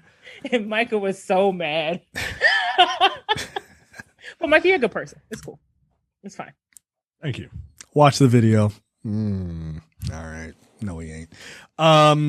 So after getting back from jail, Fred comes home and he sees like the place has been completely fixed up. O'Neill has been instrumental. He's like practically lived there to work on it. The Crowns like came in to help rebuild it. Like everybody lent a hand. A very socialist movement and socialist moment of everybody working together for a better cause. And frankly, the place looked better afterwards, which is kind of amazing. And found out that William was instrumental in helping out. Yeah, with a huge helping hand. Yeah, and immediately Daniel Kaluuya gets back to the business at hand of helping people and bringing people together. We literally see what I can only assume was the genesis for the white kid doing the Black Power Fist in the Nation of Domination WWE video, because he does it here. A young Andy supporting Black Power everywhere. It's like, which is just fucking hilarious to me. But yeah, I mean, it is a rainbow coalition, right? He's speaking to everybody, and even Roy Mitchell is there in disguise as a fucking narc, and he's there watching it, and he's watching Bill O'Neill, and he even smiles at him like, "Hey, I'm here. I'm involved too. Like, I'm watching you, motherfucker." This is a pretty good piece of acting with your face. That Lakeith Stanfield is doing, because you can see the conflict. Well, I perceived it as conflict within him. You know, he's hearing these speeches and you know, he's been in there long enough, right? Where he's absorbing this stuff. Right. And then he sees, or at least I think he sees he sees him. He definitely sees him. Yeah, he does. His FBI contact, and then all of the then like reality of what he's there for rushes in, but you can see the conflict in his face. It's the shot in the trailer of Lakeith Stanfield at that rally. It's really good, man. It's really good. And it's only like a couple of seconds, but it takes skill to do that, man. Like to act with just your face. Yeah. It's really good, man. Yeah. Yeah, this scene is powerful. By the way, we didn't talk about Jimmy Palmer getting killed, which is or being shot, and then we see Jake sort of he's trying to sort of get over the whole situation, but watching his friend get hurt, or killed actually is too much for him. Right. And he ends up sort of flipping out. He ends up killing a cop. He ends up getting gunned down as well. And that's sort of the end of his story. And then, Fred Hampton goes and visits his mom, Jake's mom. And it's a really, like, it's weird because it doesn't feel like acting to me. Like, It feels like a real conversation, just in how well it's written. I wouldn't be surprised if some of it is actually ad-libbed. I wouldn't be shocked by that. It just feels like a very natural conversation. And she basically, like, she hates the fact that Jake will be remembered for killing this cop and not who attacked him, and not for all the things that he did before that. Right. And Hampton gives this like really heartfelt moment where she's like, please let them remember him a different way. And he's like, I will, like I'm going to tell his story. Like, I'm not fucking around. And it feels very genuine. And like, there's not a moment in this movie that Kaluuya doesn't fall so deep into this role that I often forget that it's not Hampton. Like, it's that good. I mean, he sort of looks like him, but like kind of not. No, he don't look nothing like him. Right, like he's a couple shades darker than Hampton, right? A couple shades darker. The eyes are like a couple of sizes bigger. Like the only thing that was similar is the beard not connecting right here. Look, don't do that. Don't do that to that. But like, no, I mean, but you can tell that he fully embodied. He did the spirit of Fred Hampton, which is why you're able to forget that this is not the real guy. Yeah. So he does make a promise about that, and then we see a scene where it's the only time you see Hampton lose his cool. Right, it's the only time is where O'Neill is like, we got to do something. I got the C4 in my trunk. Let's go bomb City Hall and all this other shit. And they're like, nigga, are you out of your fucking mind? Like, if you do that, it's a wrap for us. Like, they will come and they will kill everybody in here. Like, the fuck are you talking about? And basically O'Neill does this thing where he's like, he keeps goading, and he starts naming all of these Panthers that have died, and that were attacked by the police that are Hampton's friends. And Hampton just freaks out, and he's like, Hampton plays it cool at first. He's like, do you want to have your name added to that list? And then he was like, I thought you were a revolutionary or whatever. And he flips out. He uses his words against him, right? He says, I'm ready to die for the people. Aren't you? Right. And it's just like, yo, don't fucking do that, yo. Right. Don't fucking do that. Yeah. Like, I'm ready to die. I'm not ready to throw my life away. I'm ready to die for it, but I'm not ready to be stupid about it. Right. Not suicide. So do you two think that at this moment Bill O'Neill has completely started to believe everything that the Black Panther Party is saying? Do you think that he is saying part of this out of guilt, that he is infiltrating this organization?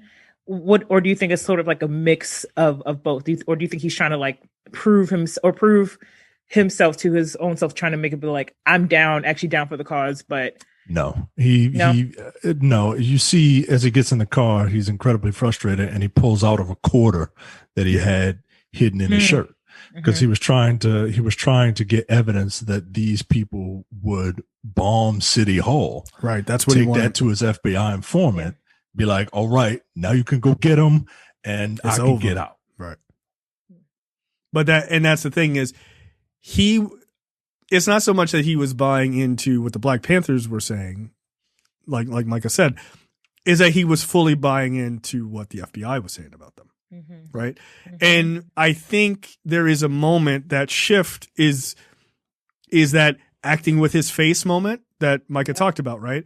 Where it's like, he fully is like, yeah, I am a revolutionary. He's like making the chance and he's doing all that. And then when he has that eye contact with Roy Mitchell, it all comes flooding back. This is your job. This is what you're supposed to be doing. Like, fuck all that bullshit you're hearing. That shit ain't real. Like, don't forget 5 years. Right. Like, that's why I'm here. Happy reminder. I will throw your ass in prison. Right. You'll be lucky if you get 5 years, probably. Right. So, that's why it's all bullshit. Right. It's complete bullshit. And so, yeah, he drives away. And he like Micah said, he pulls the wire off and he's basically like, he's pissed that he wasn't able to get like hard evidence to like nail these guys. Right. Then Roy Mitchell is on the phone with J. Edgar Hoover, who's like, nah, don't worry about jail. Like, we need to go further than that. Like, jail made Eldridge Cleaver a fucking best-selling author. It made, Huey P. Newton a fucking, a household name. Like, no, fuck that. We got to go further. We got to get this guy the fuck out of here.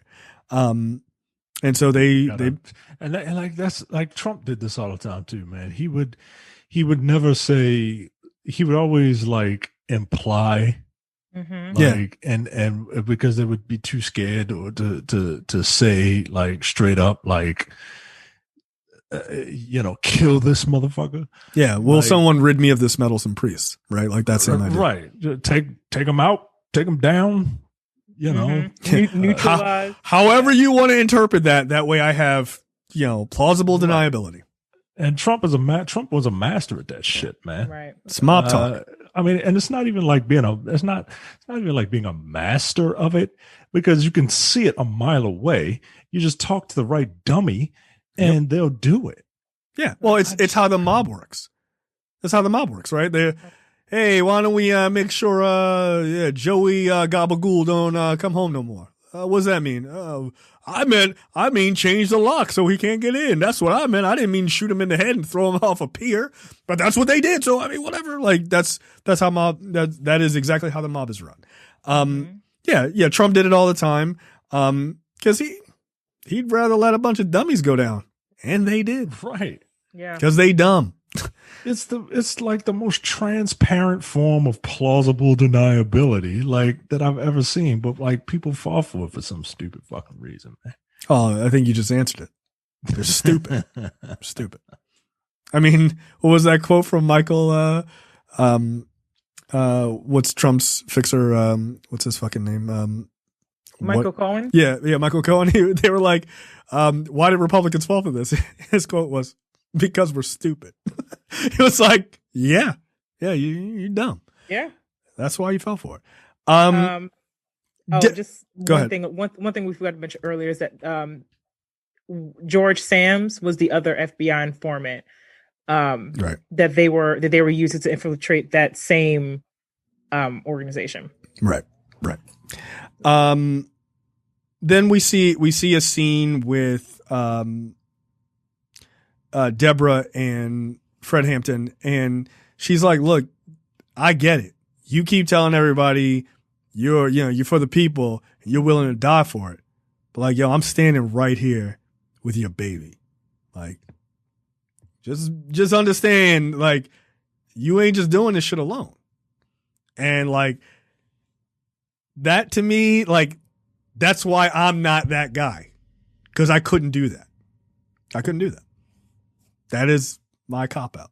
Like, I couldn't do that. I'm not dying for a revolution. Not at this point. Like, yeah, it had to be pretty fucking crazy You really playing that? I got a kid called Oliver. No, look, hey, You really playing a hey, lot. hey. And if the revolution come, I'm sure. I mean, I'm kind of busy today, guys. I gotta. My son's at home. I'm not gonna be able to I say ain't going. I ain't going. See, Don't give a damn. see.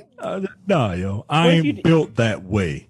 Like that straight up. Even if you didn't have a son, Michael, you Even if I didn't have a son, are you crazy? Especially if I don't have a son, because I got something to look forward to. I gotta get the fuck out of here. No, but I think it's true, right? Like we do have, like, there is something about, you know, having that legacy of your kids and stuff like that. You do have to pay attention to those things. You can't go out there all willy nilly. You can't. Like, I want to make sure I come home tomorrow. Like, that shit matters, right? And like that's why that moment with Deborah is really important, because he just wasn't thinking about that. Like, he was so singularly focused on what is fair, like the people and like trying to help people. Like, you also got people now. You got not your friends to look, looking out for you and depending on you. You have family. That's a big difference. It's a big difference. Like, it is. Like, hey man, I try to help y'all out all day. But if it was like between helping y'all and put myself in danger, possibly dying, like with my family at home, y'all be all right. I believe in y'all. Look, even if I ain't got a family, yo, I ain't ready to die, yo. I'm not ready to die for strangers, yo. I'm just not, like I said, I'm not built that way. I'm not going to use the kid as a cop out. I'm not built that way. I am going to do both things. I'm going to use it as a cop out. No, but I think your life also isn't changed dramatically, right? Like, you and I are in positions, all three of us are in positions that like our lives are like relatively good and reasonable lives. We are not living in a day-to-day situation where cops are like kicking down your door, kicking you and your family in the head, and you feel like you're literally going to die any day.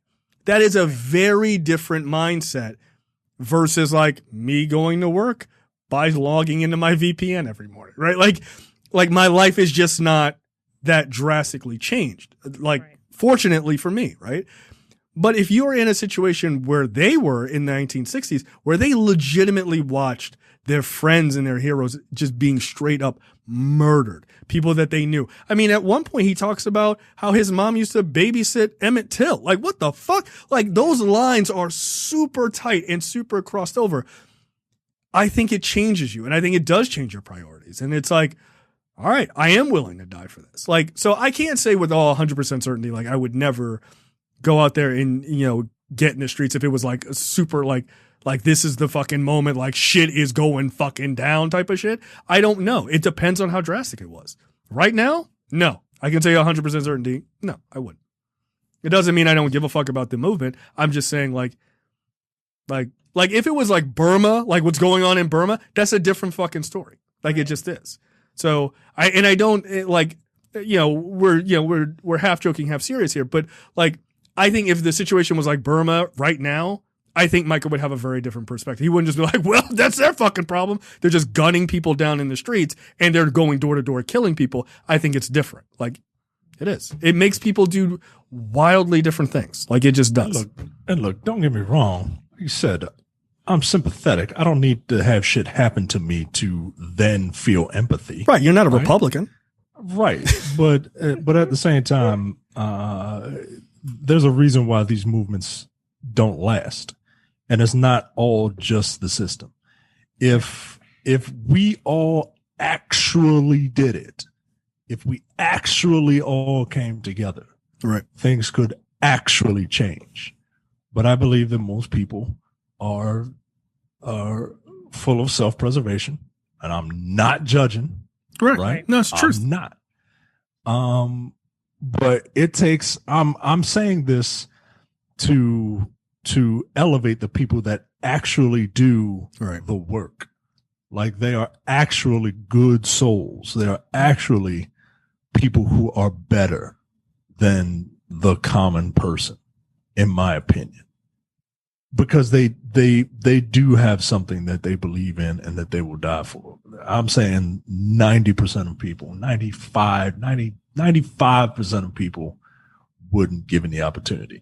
Now, I'm not saying that those 95% will be Bill O'Neill. Fuck that. No, of course no. Right, of course. right. Hell no. No, and like, yeah, some people will take it as that, but like, yeah, no, I know exactly what you mean. Right. Like most people, that's why I had to qualify it, because people they don't listen, especially on YouTube. You don't listen.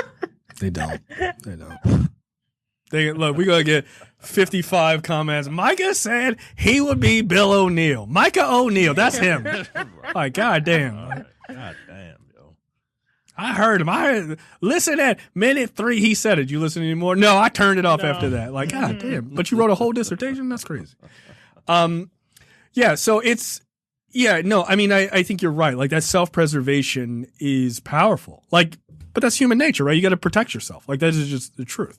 But yeah, like again, that is your point about amplifying the people who actually do the work and who are actually not even just do the work, but the people who are like legitimately out in the streets, willing to put their physical safety on the line. Yeah. Those people are built different, man. They just are built different than me. Like they just are. It's true.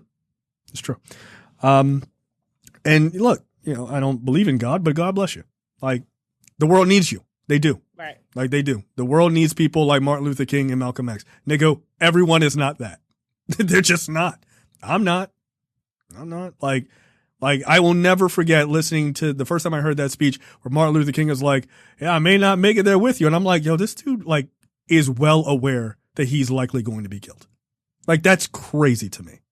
Because if my brain goes, yeah, you might get killed doing this, I'm going to stop doing that. Like, stop doing that. Unless it's eating too many carbs, then I'm really bad at that. So I was listening to a podcast that was talking about this movie, and they brought up the fact that, they brought up the scenario of, we don't really have like a leader or like a leader on a high level, and whether or not that's a good idea or a bad idea, right? Because once you are the leader of a movement at a high level, that is a tremendous amount of pressure, and you paint a huge target on your back. But at the same time, like your movement could be a little more focused, right? Sure. Whereas what we have now is just kind of like local leaders, like let's say Black Lives Matter. There are local leaders of Black Lives Matter, but none of them are prominently known. Right. But so the message could get muddled, right? And it often does. The police thing, right? Yeah. Like the message could get muddled, but there is no one person that you can pinpoint and be like, okay, well, if we cut off that head, then the movement will die. Right. Like they had in the 60s. What do you think is a better option, or not option, but like strategy? Do you think having some charismatic head at the top to kind of unite people is good, or do you think that the disparate groups is a little better? I'll let you go, Tiara. Go. I'm leaning towards the latter. And the reason why I say that is because we have so many new diverse points of view that weren't as prominent like 50 years ago. Like, I mean, you have gender non-conforming Black people who see the world one way. And I also think that when we're thinking about the leaders of the past, remember the ones that we're talking about now are heterosexual Black men. And I think today that's not going to fly because you have heterosexual Black cis men who are just not going to be able to see the experiences of, or even properly advocate for people who aren't like them or aren't conforming to some sort of normal culture or traditional culture, right? So I do think it's better to have these newer leaders, but who are for different diverse audiences. And I don't think having like that one single person is the right call at this point. You need as many voices at the table. But also I think the way that we define, like how are we defining leadership? Is it that charismatic person? Or is it that person who's doing work behind the scenes, but is making a big impact? Go ahead. I would say that you would have the charismatic person is the figurehead, the person to rally people, to get more troops. Yeah. So that, and then it would be up to the people below them to, activate those troops, right? To get them moving, right? Do you feel like having that one leader would push the movement forward quicker, or is it fine the way it is? I don't think it would push the movement quicker, because you're always going to have someone somewhere who is like, this one person does not and cannot speak for me. But I'll also say this, like, I think the closest person that we have to that right now is probably President Obama, to an extent, right? That Black male leader who most people love, but you still have those people who are like, he isn't representative of me because of his previous stances on whatever issue that's important to me. So I think for today's time, no, that one single leader approach isn't going to work. We have way too many diverse voices for that, and I think that's a good thing. I don't think there should be one person, and also for that one charismatic leader, that's a lot to carry. That's a burden to bear, and I don't think one person should ever have to carry that. Not for a group that's as diverse as ours, as Black people. Yeah, I guess I would push back on the entire sentiment that we never had one leader. We never did. Mm-hmm. I understand. I'm not talking about the president, and now he's the president of Black people. No. I'm talking. I wish that were a thing. No. I'm talking about I know what you mean. But no, the reason why I push back on it is there was power in having the Black Panthers. There was power in having MLK. There was power in having Malcolm. Because not everyone thought the same, right? Like, there is power in that. It does muddy the situation, right? Because, like you said, like, some people are for like, let's get guns, and other people are like, let's have nonviolence, right? And then those ideas shake out as to who the rest of America is going to listen to, right? But yeah, there were very strong leaders, like really big names, obviously. I ultimately think that having a diverse group of people is the way to do it, because if especially when it comes to racial issues and things like that, if white America or the power structure, however you want to look at it, which is one and the same in my opinion, if they want to stop the movement or they want to destroy it, the first thing they do is they go after that person. And in the modern age, it is super easy to tear a person down. It's easier now than it has ever been, right? I also think that people, like Tiara said, I think that people are, they will say that somebody doesn't represent them because they're not, like, you don't know what it's like to be, a trans Black woman. Like, you don't, if you're not a trans Black woman. That is a very unique experience, and it's not one to dismiss, right? Or if you're a, cisgendered gay Black man, like, that is a different experience, and it's not even the same between trans women and gay men, right? Like it's just different, right? These are different avenues. But I think that speaks to Hampton's whole point, which is the Rainbow Coalition, right? They were looking at it as a rainbow coalition of, legitimately color differences.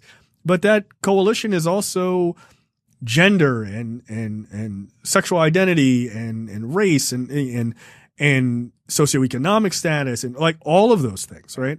I think that is like, there is an idea of using leadership to create what is called distributed leadership, right? Like, that is important. But no, I don't think any sort of singular or even like large heads of the of the organization of black people, quote unquote, is a good idea. I don't think it works because so no MLK. No, I don't think you can have it. Okay, let's put all of those guys in the modern era, right? MLK, he cheated on his wife. Boom, you're done. You're done. You're done. Oh yeah, I mean people were bringing that up. They bring it up now like it fucking matters. Yeah. Right? So boom, that immediately says he a piece of shit. Fuck him. Like I don't fuck with him. Right? Like that's done. Malcolm X. Well, he said fuck all white people one day, and now he changed his mind and talking about some Rainbow Coalition shit. Fuck him too. Right? Like there's ways to tear down one person very easily. Just very easily. Some people would say, hey, Fred Hampton is for all this Rainbow Coalition shit. I'm on that fuck white people shit all day, every day. Right. Fuck him. Right? He too soft. That's respectability politics or whatever. Like, yeah, you can't win with one person. One person can't represent, like, our voices are too diverse. And especially in the wake of social media, it would never work. Like D. Ray McKesson, they tear his ass up over a vest. Like they do. Like, I mean, Umar Johnson, right? That guy is trying to help black people in the way that he thinks is positive. Whether I agree with it or not, I don't. But they're like, yo, where are the funds for the school? He done. It's over. Right? Like, so like any modern black leader you can think of or any black leader from the past, they get torn apart. Right. Because people, while I agree 95% of people are for self-preservation, that self-preservation also comes with weirdly wanting to keep the system that is already around because it's something they know, even if they don't like it, even if they don't like it. Like, why do you think people fight so hard to find issues with people trying to help? They will find an issue because ultimately, and it's unconscious. I don't think it's a conscious issue. People want to keep things relative. Like, look, I don't like the edges, but like, the general system is working for me, right? Like that's how people think. It is. It's true. That's why people like, it is an amazing moment now in American history that so many people think socialism is cool. Good. But a lot of people like, I still get to make this money or no? Like, right? Because they're not thinking about all the shit that comes with it. They're thinking about themselves and that's self-preservation. The system also breeds a situation of the people inside the fucking matrix don't want to break the matrix because it's fucking normal to them. Don't wake me up, Morpheus. Leave me the fuck asleep because I understand this. They don't want to be pulled out of that system and have to fight from the ground up. They don't want to. They don't. So, I mean, that's a really weird matrix, comment, but it's true, right? Like, that it's probably the best thing I can think of in like a pop culture idea. Like people don't want to wake up from that stuff as much as they think that they do. They don't. And look, I'm guilty of it. What the fuck? Like give up all of your shit that you got in your house so you can get out there and fight for scraps. But I don't want to. What? So, okay. Of course, all of this boiled down to Jay wanted to maintain his bougie lifestyle. I get it. I mean, look, I'm right there with you, bro. Wait, you think he giving up all them toys in the background? Look, I agree with you. I'm just trying to trying to foster conversation because it was an idea that that I didn't think about until I heard it, and I just I don't think the average person is built like that. I think it would be hard. I think that would be an instance where someone would kind of be thrust into that situation. And if you are thrust into that situation, then it's not going to work. And nowadays, I believe that any small amount of power, people can't handle it. I mean, look at, I think something that's missing from this conversation is social media. Social media makes it very easy to become a leader. Now, how you handle that leadership and that power when you have your viral moment, I think that's a whole nother question, right? But I feel like this is the best time for social change, but also it's a time where it's like, are people pushing for social change, or are they trying to become a celebrity over through social media? Which is, I think that's a question that's pretty valid now. Yes. But because of social media, because of how many people we're able to reach, like we're more connected than ever. So we have these opportunities to have these different diverse leaders. Yeah, no, I don't think you're wrong at all there. Like it does track in a different way with social media, right? It has the ability to bring us together, but it has an ability, it's so powerful and things move so fast that you can say something that's completely reasonable, but if somebody misinterprets it or it's written to be misinterpreted on purpose, it'll destroy you. Like the scene earlier in the movie where when Hampton goes to the Crowns and they read that oh, blacks rule fucking bullshit from the FBI, right? Right. If that was a social media post, before he came to that meeting, it would have already made it around the world 50,000 times. And they would have been like, Fred Hampton don't give a fuck about black people. And it would be a fact because that's how shit works.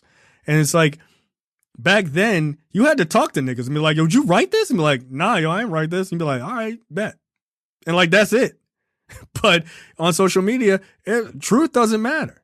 How fast you can spread whatever is all that matters. So no, it would not. That's why these movements are difficult. That's why they're difficult. That's why you can say Black Lives Matter, which makes total sense. You can have it explained 1,000,000 times. One white person goes on social media and is like, it's Black Lives Only Matter. And boom, immediately it's 50-50. The argument is 50-50. You have 1,000,000 people on one side, one person, and immediately they can move 1,000,000 people against it. Yeah. Doesn't matter. Yeah.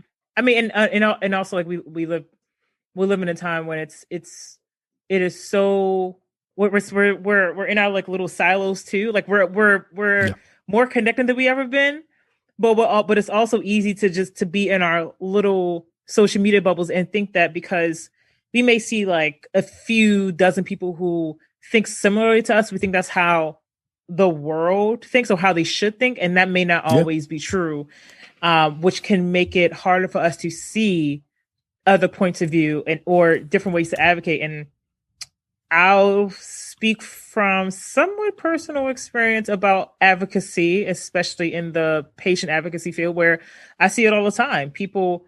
We're all saying the same message, but if one person says, I'm choosing to work with this coalition of people, it's like, well, you don't care. You don't give a fuck about these people. And therefore you're not part of the cause or whatever we're trying to achieve, even though we're trying to achieve the same thing, but my way is the only way that's going to matter. And I think that's what we're seeing now too.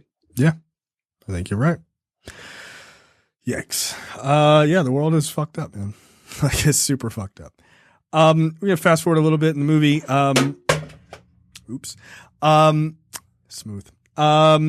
We see Bill, he had dinner with Roy Mitchell, the FBI handler, and he's like, look, I need you to draw the sort of an outline or a blueprint of Fred Hampton's house where he's staying. And they're like, he's like, are you going to kill this guy? Like, what the fuck, man? He's going back to jail. And he's like, no, I just need you to write it down. Like, shut the fuck up. Do what I tell you to do. And so O'Neill gets, he again threatens O'Neill with the story of the Black Panthers killing that informant. So, of course, that spurs O'Neill into doing what he says. And he's reluctant about it, right? He's not happy about the shit. O'Neill goes to a bar. Lil Rel Howery, which I didn't even notice that was him. I was like so enthralled in the fucking story. Like I had like total blinders on. But Lil Rel, I guess, is like a pimp or whatever. He's dressed like one. Gives him some sort of barbiturate that is like that he says he's supposed to slip it into Hampton's drink, and that'll help him fall asleep basically and keep him asleep. And when O'Neill like goes up to him and he's like, yo, if you're a Fed, show me a badge. And he gives O'Neill his fake FBI badge that he had in the beginning. Right. So, to let him know that, yes, this guy is in on it too. And so later that night, or the next night or whatever, there's a party at Hampton's house, and everybody is there, and they're all they're all hanging out trying to figure out how they're going to get Hampton out of the country, because he's getting ready to go back to jail. So they were talking about going to Algeria, where Eldridge Cleaver is, or Eldridge Cleaver is at this point in time, or talking about going to Cuba, and where some of the Panthers actually ended up. What was it? Tupac's it's his mom, I think, is still in Cuba. His mom, or is aunt or something. I think so. Yeah, because she was a Panther as well, and so she allegedly, I don't know, allegedly killed a police officer, and so she was like, I'm out, and that's where she's been, incidentally, and so at this point, there's a lot of conflict in O'Neill. Like, I mean, he is like 2 steps from like bursting into tears. It's clear. And you got Hampton talking to Deborah about like having 4 or 5 kids after he gets out of jail. He's like willing to do the 5-year bid, to save his people, and everything else is like, and again, that's juxtaposed to, Bill, who will do anything, literally set this guy up to, not go to jail. Right. So he slips the barbiturate into Hampton's drink, and then he leaves. So here's a bit of trivia. The poisoning scene was filmed on the 50th anniversary of the day that it actually occurred. Oh, wow. Was that on purpose? I don't know. Daniel Kaluuya recalls, quote, to be doing that scene on that day, it was really heavy. It was really, really, really, really heavy, and everyone felt it. We just knew it was a moment. He had a speech, said a couple of words, really thankful to be here, thankful for what Chairman Fred did for us, and to be here together, to honor him and to honor his words, and bringing it to a wider audience. So that was a really heavy day. Wow. Even the stuff I was saying in that scene, the decision he makes in that scene to say that on that day was really heavy. I think if I did it another day, I wouldn't be able to do it like I did it. Yeah, he threw his all into this role, man. Yep. Like, he really did. It was around this scene where on my second or third, my second rewatch of this, I didn't rewatch the scene. It was just too much. Yeah, I was like, no, I can't. Yeah, I get it. I absolutely get it. It's not an enjoyable watch. They actually, quiet as it's kept, they actually make this scene less violent than it really was. If you can believe that. 4:00 in the morning, one of the guys is on security watch. He's sitting in the chair, with a shotgun. They hear people coming in the house. Somebody knocks on the door. As he says, I'm coming. They shoot him immediately through the door, killing him instantly. And then the cops, excuse me, the cops actually it was an 8-man crew on one door on the front, and like a 6-man crew in the back door, something like that. They came in with machine guns, which is fucking crazy. Shooting a lot of people. They only ended up killing, the guy who was, doing the security, and of course, Hampton, later on, but they shot like 99 bullets or some shit like that. The Black Panthers fired one, and it was only from the shotgun after that guy was shot. Right. And, just a reflex. So part of, obviously this whole scene is just, infuriating, but when they were like, what's it, Deborah Johnson, when they're like, oh, I'm pregnant, she's pregnant, and they put a gun to her belly. Yeah. And I'm like, what? It's moments like this, like even, and I know like this has already happened, and sometimes these things still happen, but it's those moments where I cannot wrap my head around that another human being is doing this to another human being, a pregnant woman at that. Yeah. Like, what kind of evil are you? It's just the type of thing where it's like, I don't think I'll ever be able to rationalize that in my head. Well, like, and you shouldn't, right?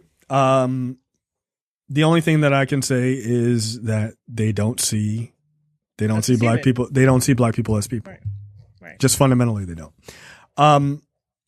Which is anger inducing is the nicest thing I could say. Like the nicest way I could say that. The other part of that is I think it's pathetic and I think it's sad for them. Cowardice. It's right. And I think it's pathetic and sad for them. And what I mean by that is that they have been so small-minded and lame, intellectually lame, that they were able to be moved to think that other human beings aren't valid, right? Like it doesn't say anything intellectually reasonable about you that you're not smart enough to understand that people are people. Like, and to that, I don't pity them. Fuck them.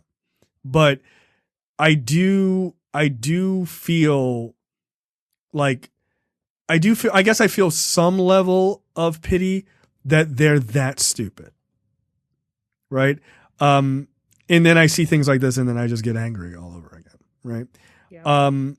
So yeah, when I saw, like, when I rewatched it, it was like, yeah, I noticed that. And it was just like, I don't fucking get it. I mean, but you know, there's a history of black women, you know, black women with child being tortured during slavery. Like literally stories of black women having their child cut out of them in a field because they did something that was deemed wrong during slavery. And in that same scene, the cops, so when they're done firing, they're like, "Come on out, get it, like come out." And you hear someone say, "We can't, we've been shot." And the cops are like, "Well, do y'all want to get shot some more?" or something like that. And yeah, he tells them to turn the light on. Right. God, I'm like, wow. Yeah, and they've all been shot. They all live, you know, these people that he's talking to. But yeah, they just don't give a fuck. They don't give a fuck. So then they pull Deborah out of the bedroom where she's over Fred, protecting him and was also trying to wake him up, but he wasn't waking up because he had been drugged. And they pull her out and two guys walk into the room and they say, you know, "Oh, he looks like he's going to make it." And then you hear, 2 shots at point blank range in the head. Well, he's good and dead now. That's actual dialogue from what they said. Yep. Right. Like Deborah and other Black Panthers actually testified to that is the words that they said before killing Fred. Again, and it hits you like a fucking ton of bricks to know that guy was 21 years old. Right.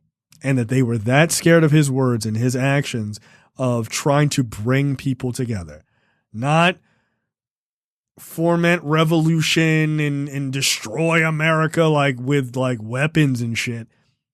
Why don't we bring poor people together so that we can try to like change the system so that people don't starve in the streets? That was so fucking scary to them that they killed a kid. So, yeah. Yeah, it's fucking horrifying. It's horrifying. But the point that I made that they actually make the scene less gruesome than it actually was in reality. Well, the thing is, in reality, they actually after they shoot Hampton, they pull him out into the hallway and just drop him there and let him like just bleed out on the floor. Yeah. Right. Unfortunately, I saw there are photos on the internet of his body. Yeah. Yeah. And you know, like they don't really go into this part in the movie, but like the police department, the Chicago PD that did this probably, I mean, it seems to be almost definitive at this point that the FBI was also involved in helping the Chicago PD because of course, that they basically built a replica of the apartment and they practiced for like 2 weeks raiding this place. Yes. Yeah. Like, again, what did this guy fucking do? Right? Like, what did he do? Like it's crazy. It's crazy. It's crazy. I don't like. I mean, even as we're talking about this, I just like there's just a point where my mind just can't go. Like, why? Like what? What the fuck is wrong with you? Yeah.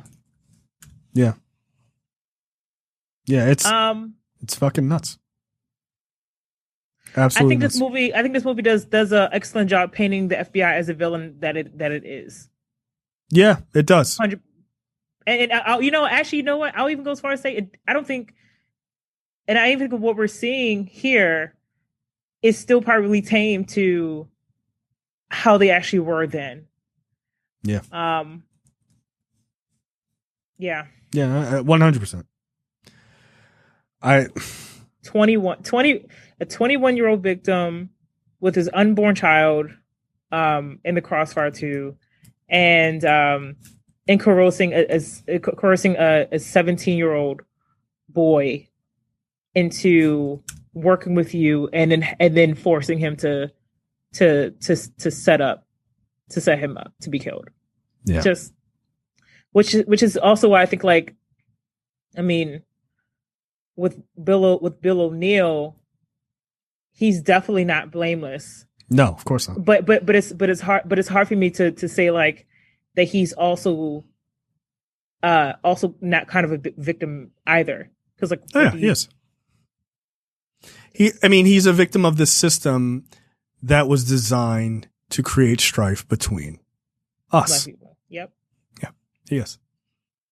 I mean, at the end of the day, it's like he's not blameless, and you shouldn't just go, oh, well, it's fine. You know, the FBI is terrible, and Bill O'Neill should be seen as just a victim with no, extras behind it. But like, no, like he still bears responsibility because he's still a human being, and he's of capable mind, and he did what he did.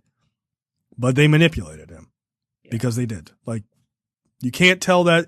You cannot tell the FBI's perspective without telling Bill O'Neill's perspective, and it's not fair to tell Bill O'Neill's perspective without giving the FBI's part of that story either. It's not fair. Yep.